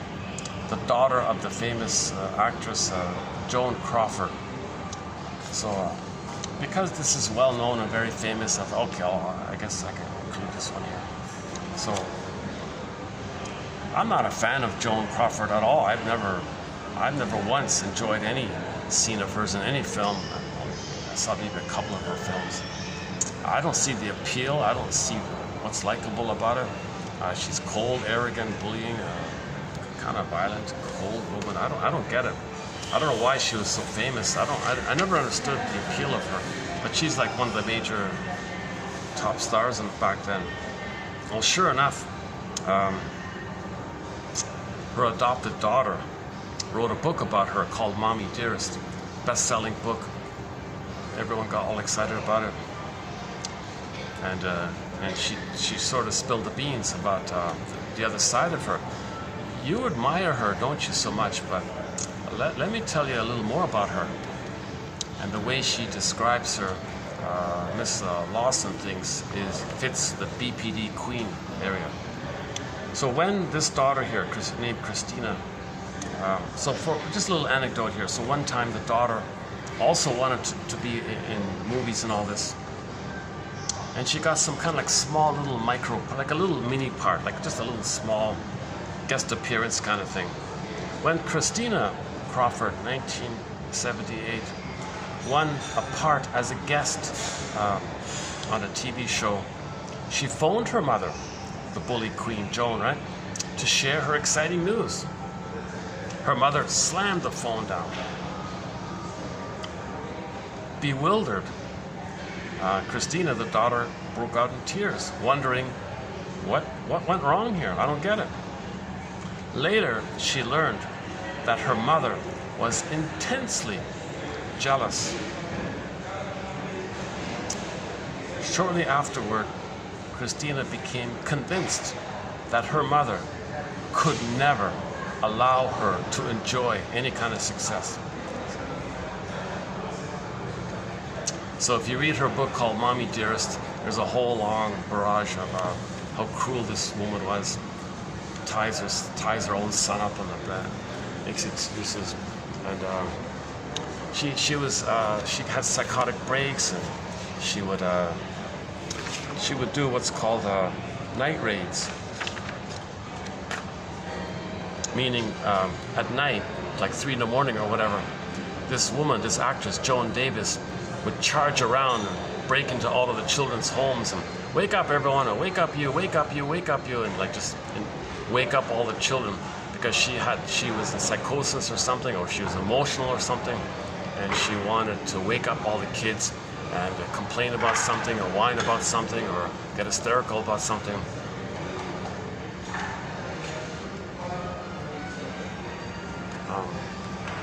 And I mention it because there's a talk show host on YouTube. I looked it up quickly. There's an interview.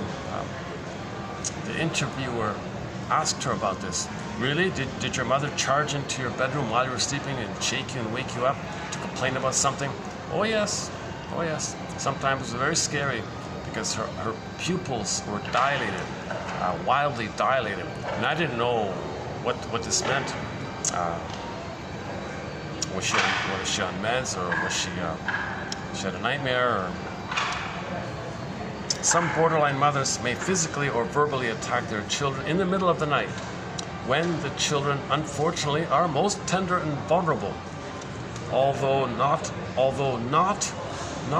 all borderline mothers awaken their children in the middle of the night. Christina Crawford's description of her mother's night raids were among the most remembered excerpts from her famous book. So very famous, popular book called Mommy Dearest. Mommy Dearest, a little sarcastic. Her description of a psychotic episode captures the child's terror. Quote, as the moon lit up a part of her face, I could see that look in her eyes again. It was a haunted, excited look. So the daughter kept talking about how her mother's pupils would dilate, like fully, openly dilate like that. A haunted, excited look. Is it like the attack look? Is it like escapism? Like what is that look? Of immense fear or immense excitement? Immense, I gotta see everything kind of thing? Right?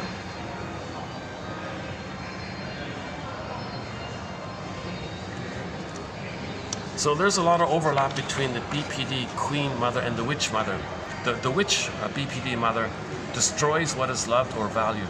Witch mothers may intentionally withhold what children need. So the witch is just about vengeance. Right? Of the 4 profiles of BPD in women, the witch is the least likely to seek treatment. Her self-loathing prevents the witch from being able to trust anyone. The borderline witch is not interested in being helped. She only wants revenge. Like the witch in Hansel and Gretel, the borderline has a keen sense of smell for human weakness. Witch mothers know what to say to hurt or scare their children, and they use humiliation and degradation to punish them. So these witch personalities, they're very attuned, very sensitive, very attuned, like a smell, like they can smell, sniff very easily, and instantly they know what to say to make you feel pain. They know what to say that'll hurt you. They know intuitively, because they're in a meshed oneness with the mother, and they're still one with the mother. That's where that sensitivity comes from. They didn't separate from the mother. This hypersensitivity means they're still fused with the mother psychologically. They didn't separate from the mother. It's called the mother complex. One mother with the BPD witch pattern may the mother with the BPD witch pattern may trick her children to tell her what they want and then withhold it. She may betray them, share their secrets, exploit their fears. Ordinary mothers would do everything to save their children. Oh no. not with the witch one. The witch one only cares about her pride and has no consideration for the effects on her daughter. So for the witch one, and sometimes an extreme variation, she calls the Medea one, they only care about their pride and are indifferent to the effects of their daughter. In fact, they only see the need for infantile megalomania. So the pride is the neurotic pride called infantile megalomania, and they only see that. They only see their need. They're so blind to the needs of their child. In fact, they're in talionic mode. They want their child, who's the bad mother, to change. That's so all the anger's like that. They can't change, so they're trying harder. Ugh.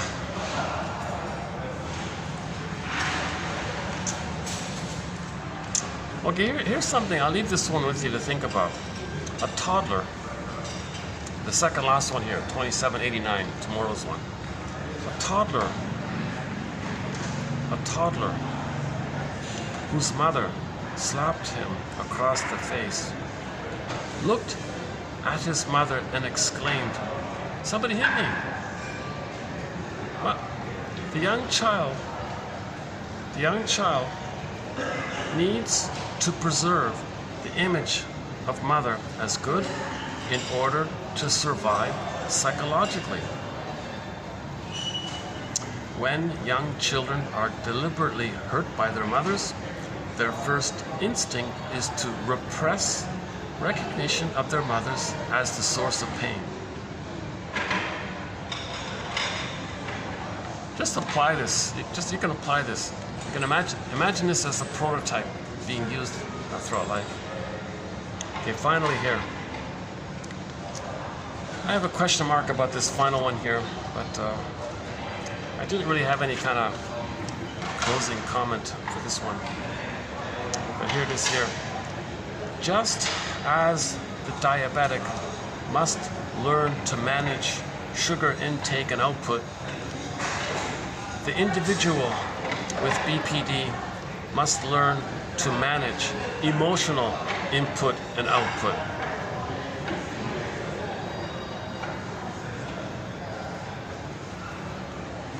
So they're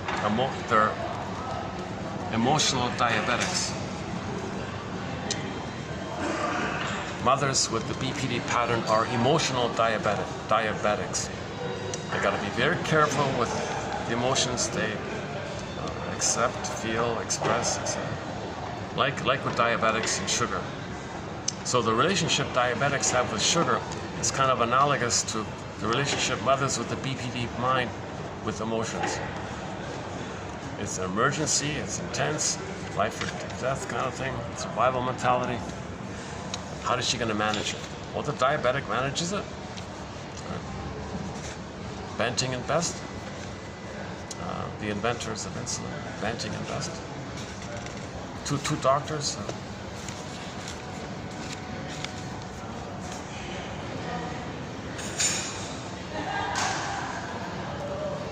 So for the BPD pattern, who's the Banting and Best of BPD? What about Kernberg and Masterson? Yeah, so what Banting and Best was for insulin, Kernberg and Masterson are for the treatment of those with the BPD pattern. Right? Ballpark metaphor. Okay, this last one here, 89, is a preview for tomorrow. So I'll redo this one again, this 89 one tomorrow, and then maybe I'll do a preview of 90, number 2790, and then I think at 90 I'm gonna let it go for the time being, because I'm not really finding any new real insights about it. I don't want to get too swallowed up with self-help kind of fluffy stuff.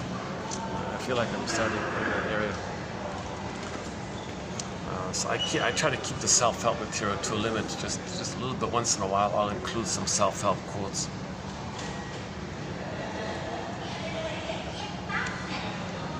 it's easy to make the joke that our quotes on the BPD pattern are erratic and scattered, like the personality pattern itself. So I'm currently in that mode. I'm currently feeling a little crazy about these BPD quotes being so scattered like this.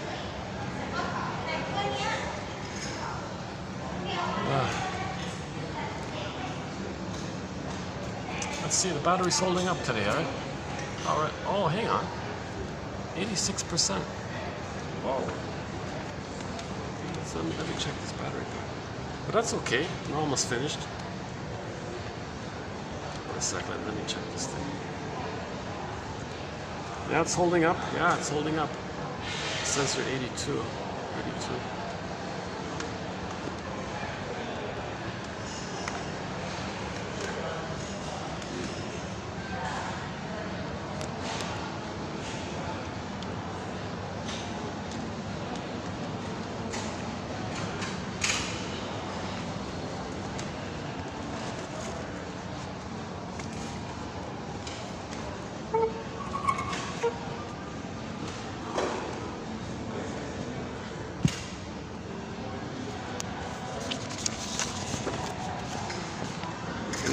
Let's see, just make sure we didn't miss any here. Let's see.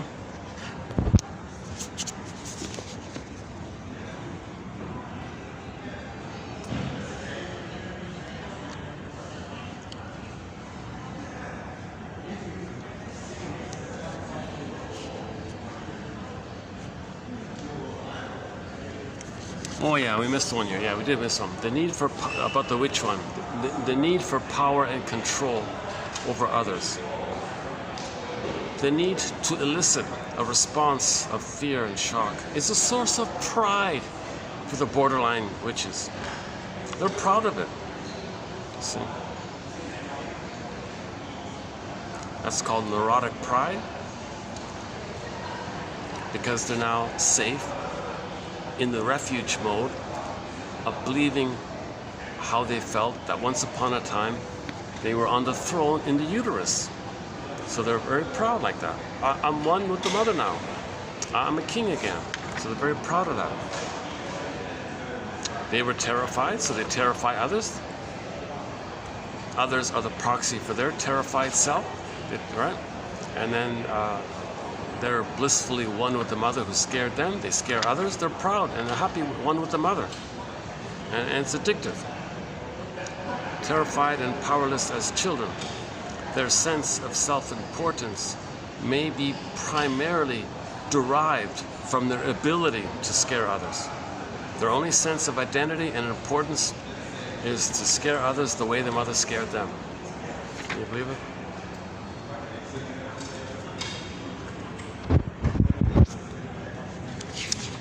Yeah. So BPD, like PTSD, may be the natural consequence of the brain's response to emotional trauma. Yeah. Trust is a major issue between mothers with the BPD pattern and their children. Children cannot trust their mothers for many reasons. She's manipulative, distorts the truth, blatantly lies, overreacts, impulsive, unpredictable, poor judgment, unreliable memory, inconsistent, intrusive, lack of boundaries. Like Alice, who confided in the cat there, children of these borderline mothers may learn to trust the pet more than their own mother.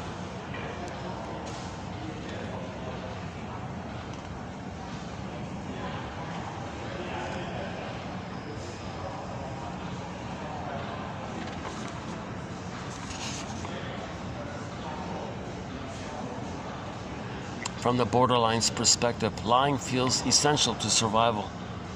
Unconcerned with the consequences because she feels she had no other option. Because they rarely apologize, they lead their children to believe that the child is wrong, not the mother.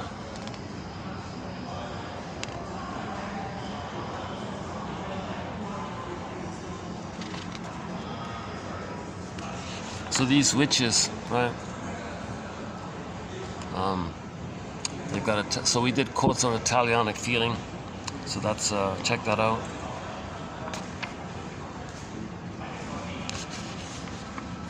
Okay, in the mind, one theory is ro-ru and wo-ru. Okay, that's Masterson's theory called ro, the rewarding object relations unit, and the withdrawing object relations unit. And and Ralph Klein is one of Masterson's students, so we have one quote about that here. 2786 about the relational units.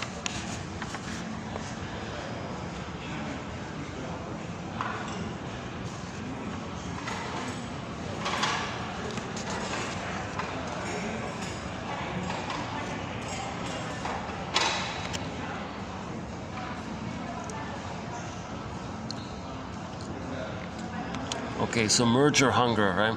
So these mothers who have a merger hunger means that when they were a baby themselves, their mother didn't create the blissful oneness experience for them. So they have a merger hunger, and it's the children feel devoured, suffocated, oppressed by this, emotionally imprisoned by this. Now, to heal from this, anybody who wants to heal from this, anybody who had a mother with the borderline pattern, at midlife, they're going to go on the hero's journey. The hero's journey. They're going to separate from the old way, find their old feelings, and come back again with your feelings. So we had our feelings, we lost it, get it back. The monomyth. The mother pulled down Miss Core. Miss Core came back as Persephone, as the return of our soul. Persephone, metaphor.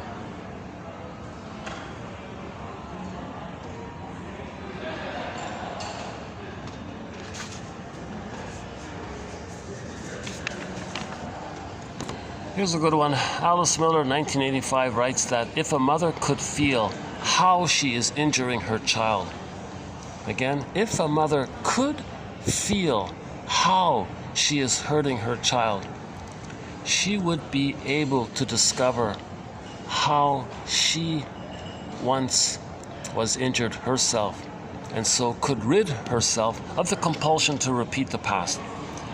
So that's the whole thing right there. We want to stop repeating the past. Understand the past, you stop repeating it. You don't understand the past, you keep repeating it.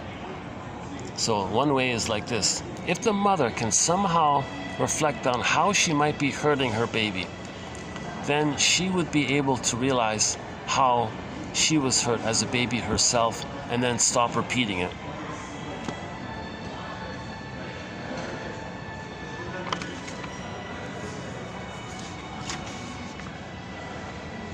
Yeah, the Tea Party one, or the Mad Tea Party, right?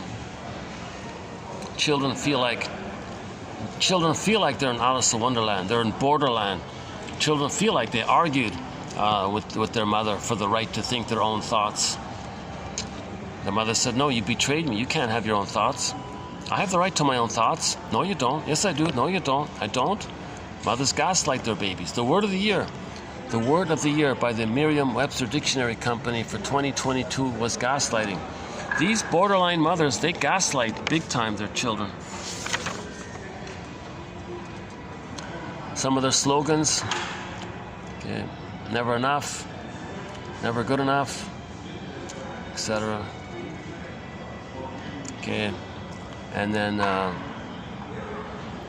when the mother herself was a baby and she was trying to nurse properly, and her mother, I mean the grandmother, withdrew the nipple prematurely. Okay, now she's going to hoard and grab. Oh, sorry, here's another one. Oh yeah, we got a few more. Oh, hang on. Okay, we got a few more. Here's a few more good ones here. Okay, here we go. Here's some new ones. My understanding of borderline psychology includes that BPD clients suffer from extreme deficits of self-maintenance capacities. Okay, now he's referring to the waif one. The waif. It would be like that. The waif one. But not the witch, not the queen, not the hermit.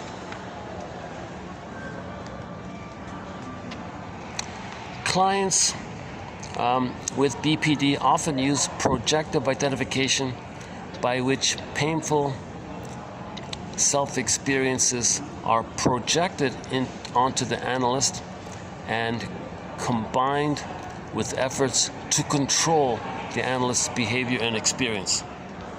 Yeah. So the baby's the mother, now he wants to control the mother. This is called projective identification. Children have emotional needs: to be held, to be mirrored, right? To have some kind of agency and all this. To be held in safe, loving arms. Okay, so this mother with her BPD pattern projects her own weak self into the child, which results in a psychological orientation in which she feels completely strong with her child unloved. Yeah, so she was unloved herself as a baby, makes her baby feel unloved, and she feels strong the way the grandmother felt strong. It is posited that individuals with BPD, as in the early stages of normal development,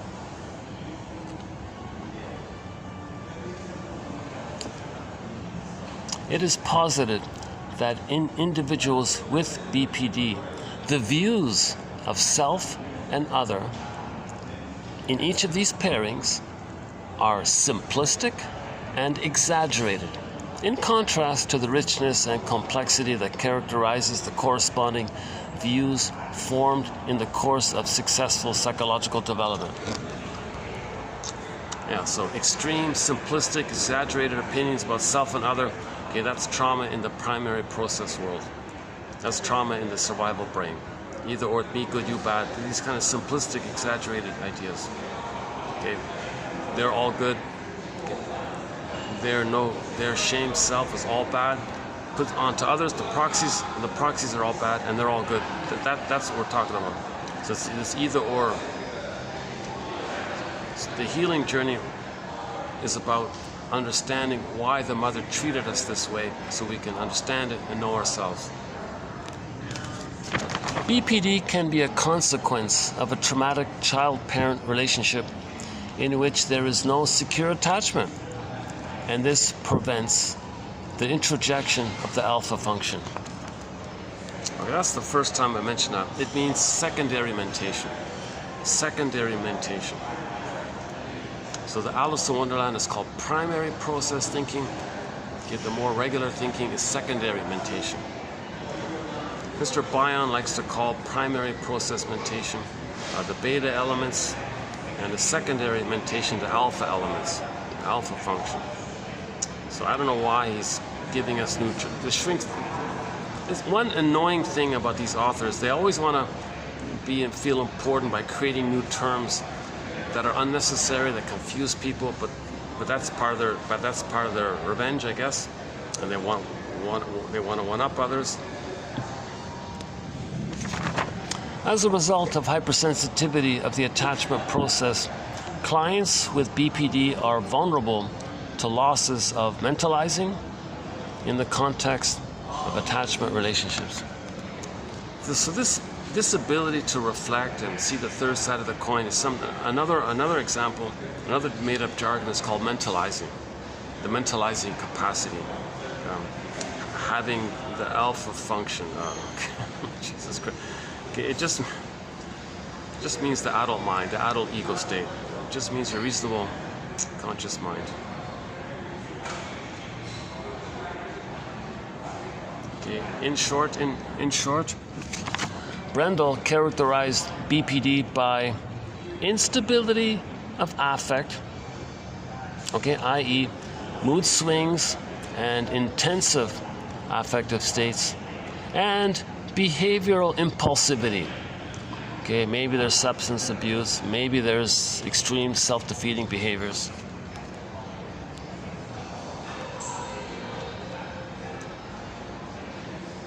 So that's part of the drama, the soap opera drama. They might be damaging to get attention. Now my opinion is this whole thing about the BPD, that's a heavy. There's also a light version of all this. It's not so dramatic. The light. I think that's the histrionic pattern. Higher functioning, lower functioning, the histrionics. That's the I Married Joan TV show starring the comedian Joan Davis. That's all very histrionic. It wasn't borderline. You know, maybe Lucille Ball would be very good in playing borderline roles, and Joan Davis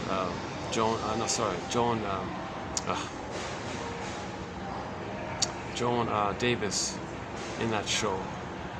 I forgot the name in the show, but the actress was Joan Davis. I think she'd be good in the histrionic, the lighter side of it.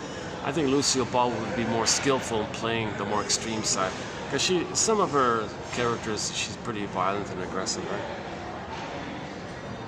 But Joan Davis played more kind of lighthearted, fun, warm-hearted kind of, but sometimes a little emotional also.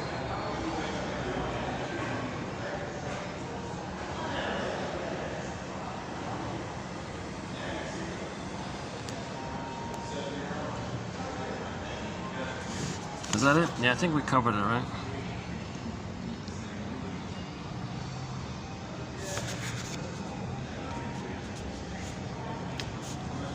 Yeah, so between 18 months and 36 months, when the child finds something and runs to her, "Mommy, look at this," the mother says, "Oh, look at you.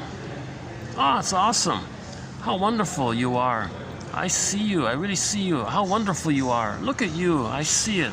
Right? That's kind of like a glow. It's like a loving kind of glow like that. That's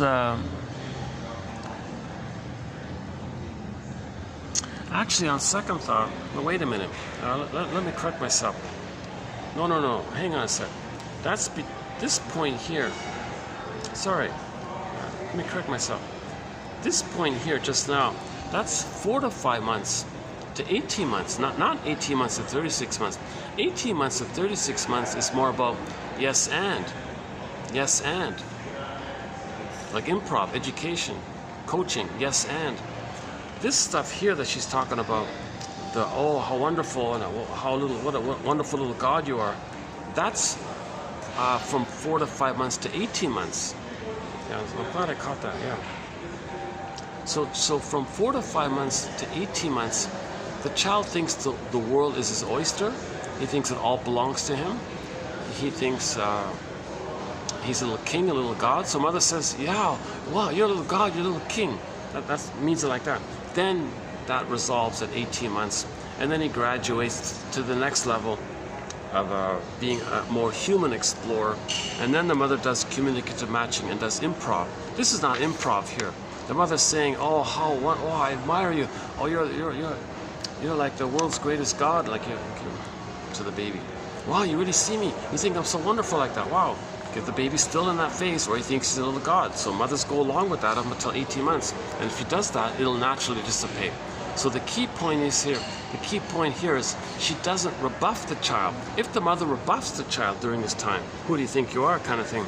Okay, then she'll be a borderline queen who's greedy and hoards and be voracious and not care, not apologize and be greedy. So that can lead to the oral greed and so on as well. Okay, so 18 months, the psychology of the baby up until 18 months is by and large this phase of him thinking he's a little god, he's a little star and all this. 18 months, 36 months, he's a person, you're a person.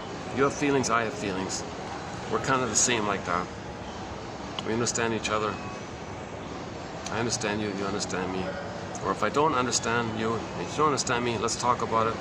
But ultimately, I think we can understand each other because we're all cousins, we're all family.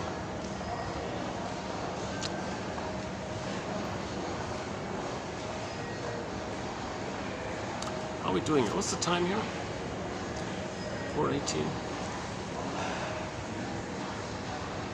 Let me just take a 1 minute break here for a second.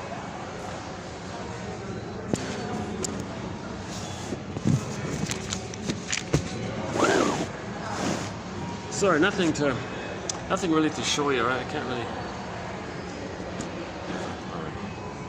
I'll see you in a minute. Hold on a second. Let me just get a drink or something. Let me just get a.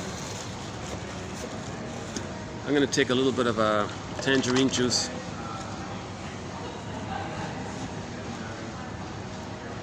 Yeah, so our one of our companion beverages to 1001 Windmills of the Mind is tangerine juice. Yeah, that one there. Yeah.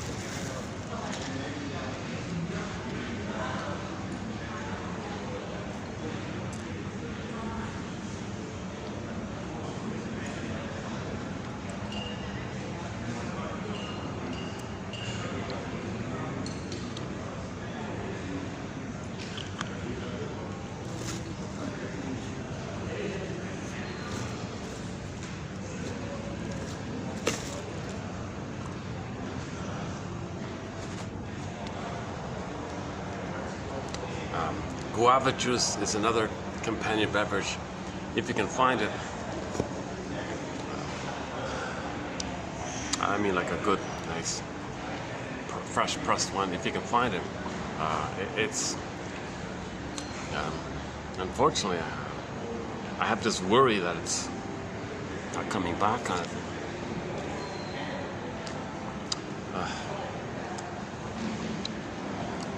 One second. Any final thoughts here?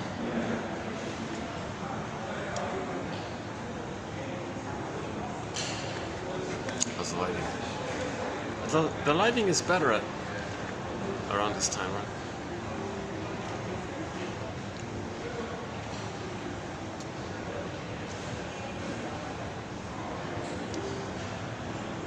I'll confess, I don't feel the real enthusiasm for these fluffy self-help kind of books. For some of them, I kind of accidentally found her book and had an initial enthusiasm a little bit, and then I noticed about partway through, oh boy, oh, this is all just filler stuff. So most of the book I'm not covering, you know, like the thing about relationships. One of them is the witches, when they marry someone, all they want is an accomplice to their malice. That's all they want. They don't want a relationship. They don't want any kind of relationship with somebody. They only want an accomplice to their malice. That's what she said. The waif one, she said, maybe looks for other waifs, and they try to help each other like that. The hermit one, they like sort of like obsessive compulsive types. They're kind of steady like that. And the bossy queen one, ideally would like to find like a bossy male version of her and work something out that way, I guess. I didn't really read that section. I'll leave it. I'll just leave it there. But emotional regulation is a big issue. Because if mother didn't soothe them, they can't soothe themselves, so has all the hysterics.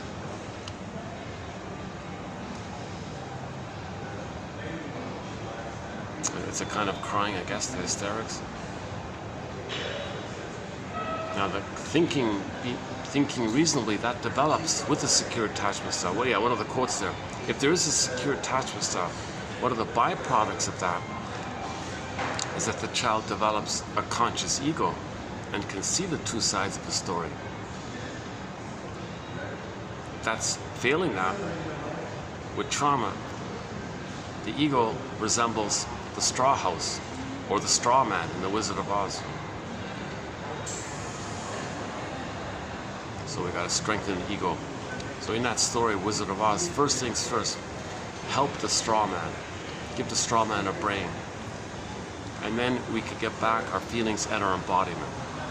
The Tin Man gets a heart, the lion gets his courage. But first we need like an awareness, being able to think reasonably, see the two sides kind of thing.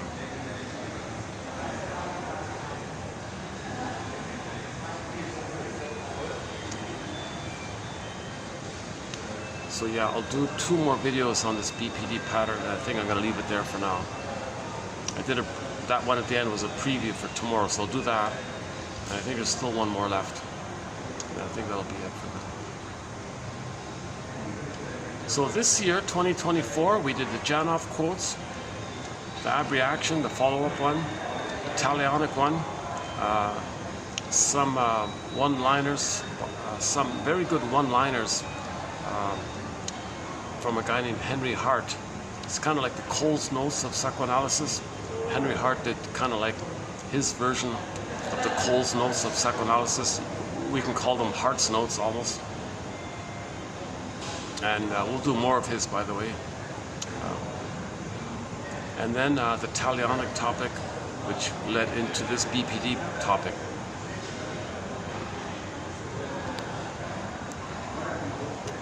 The Talionic topic was interesting because a lot of Masterson was saying a lot of shrinks are not addressing this, they're not looking at it, they're ignoring it.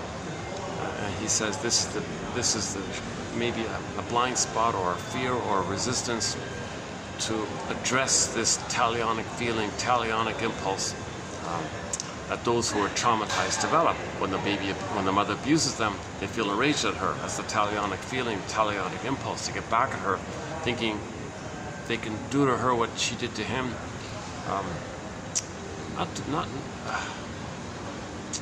Not like that.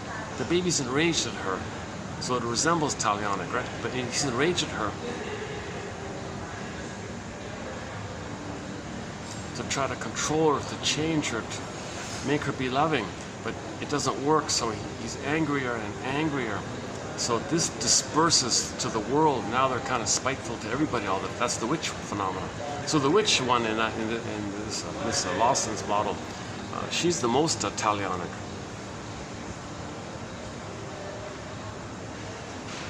But the hermit one can also be Talionic. The queen and the waif, the stinger waif, can also be Talionic.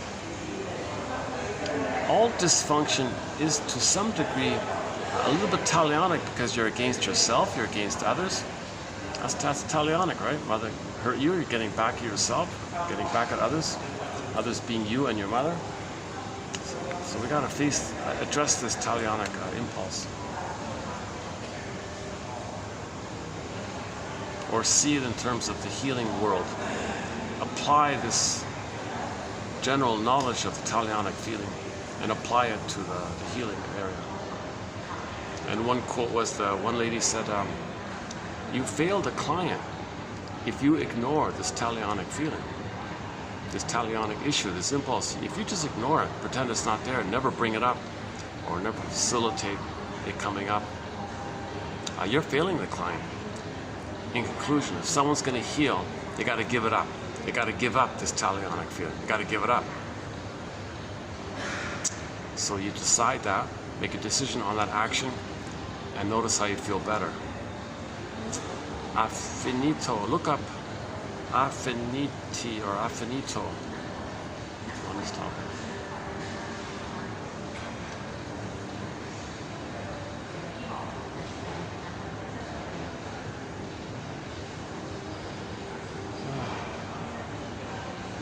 You know, I gotta confess, this is one of the nicer places in terms because it's very spacious here. I got nice tall ceilings here, and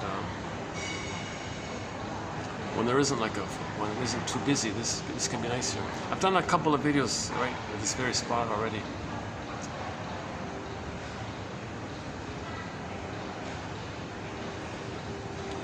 try not to come here too often because I want to make sure I don't.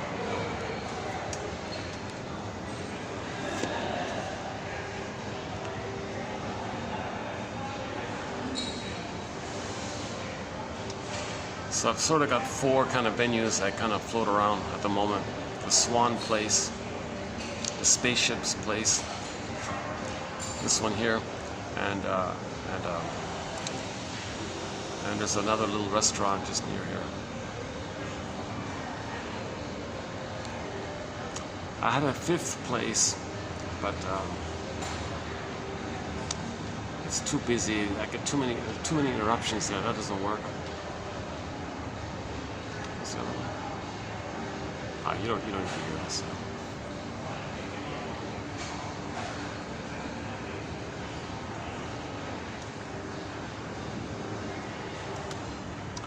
Well, in conclusion, if we're going to heal ourselves, you need to be a detective and understand your mother, why she did what she did. Identify. Does the mother have a BPD pattern? Well, that's kind of like PTSD. BPD is a kind of relational PTSD. So your mother has a kind of PTSD if she has BPD. That's one way of thinking about it, right? So that's understanding why you didn't get love properly. If the mother has PTSD, she's so traumatized. So now you're getting your story. Oh, this makes sense now, right? And you might even feel a little sad about the whole thing, because number one, you never had a mother yourself, plus of the suffering she had all of her life, not knowing her real self, kind of thing. So you're gonna mourn. You're gonna mourn for her in a way as well, right? It's part of it.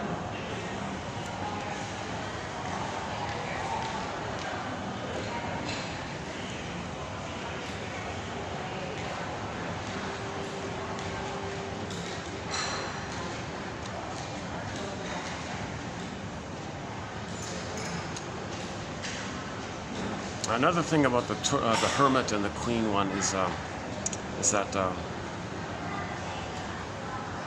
they might get married because the Hermit one likes to see the Queen express what they don't want to express, which they're afraid to express. So the Hermit uses the Queen as a proxy to express what they wish they could express. And the Queen one loves having a lackey there who admires her always.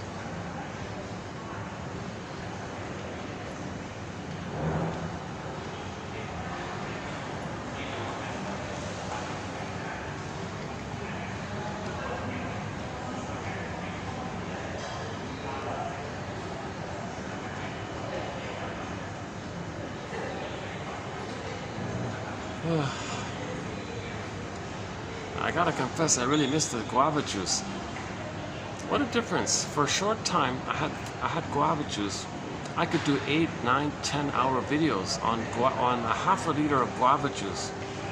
I could do a 10-hour video, feel refreshed, feel alive, feel normal, feel calmer, feel better. Oh my God. Not having the guava juice now, I'm kind of fumbling a bit with coconut water, and tangerine juice is helpful a little bit. But I'm missing like a healthy, nutritious kind of food, right?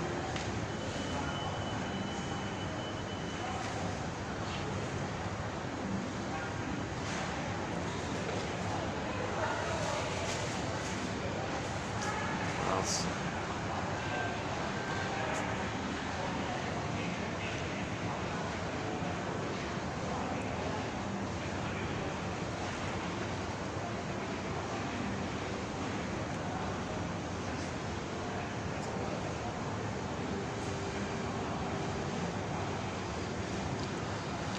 Okay, I think I'll just wrap it up here for today.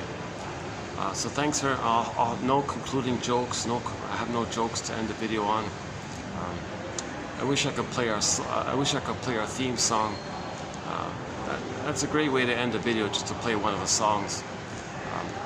So no song, no joke. Oh boy. Okay, I'll see you in the next video. Thanks.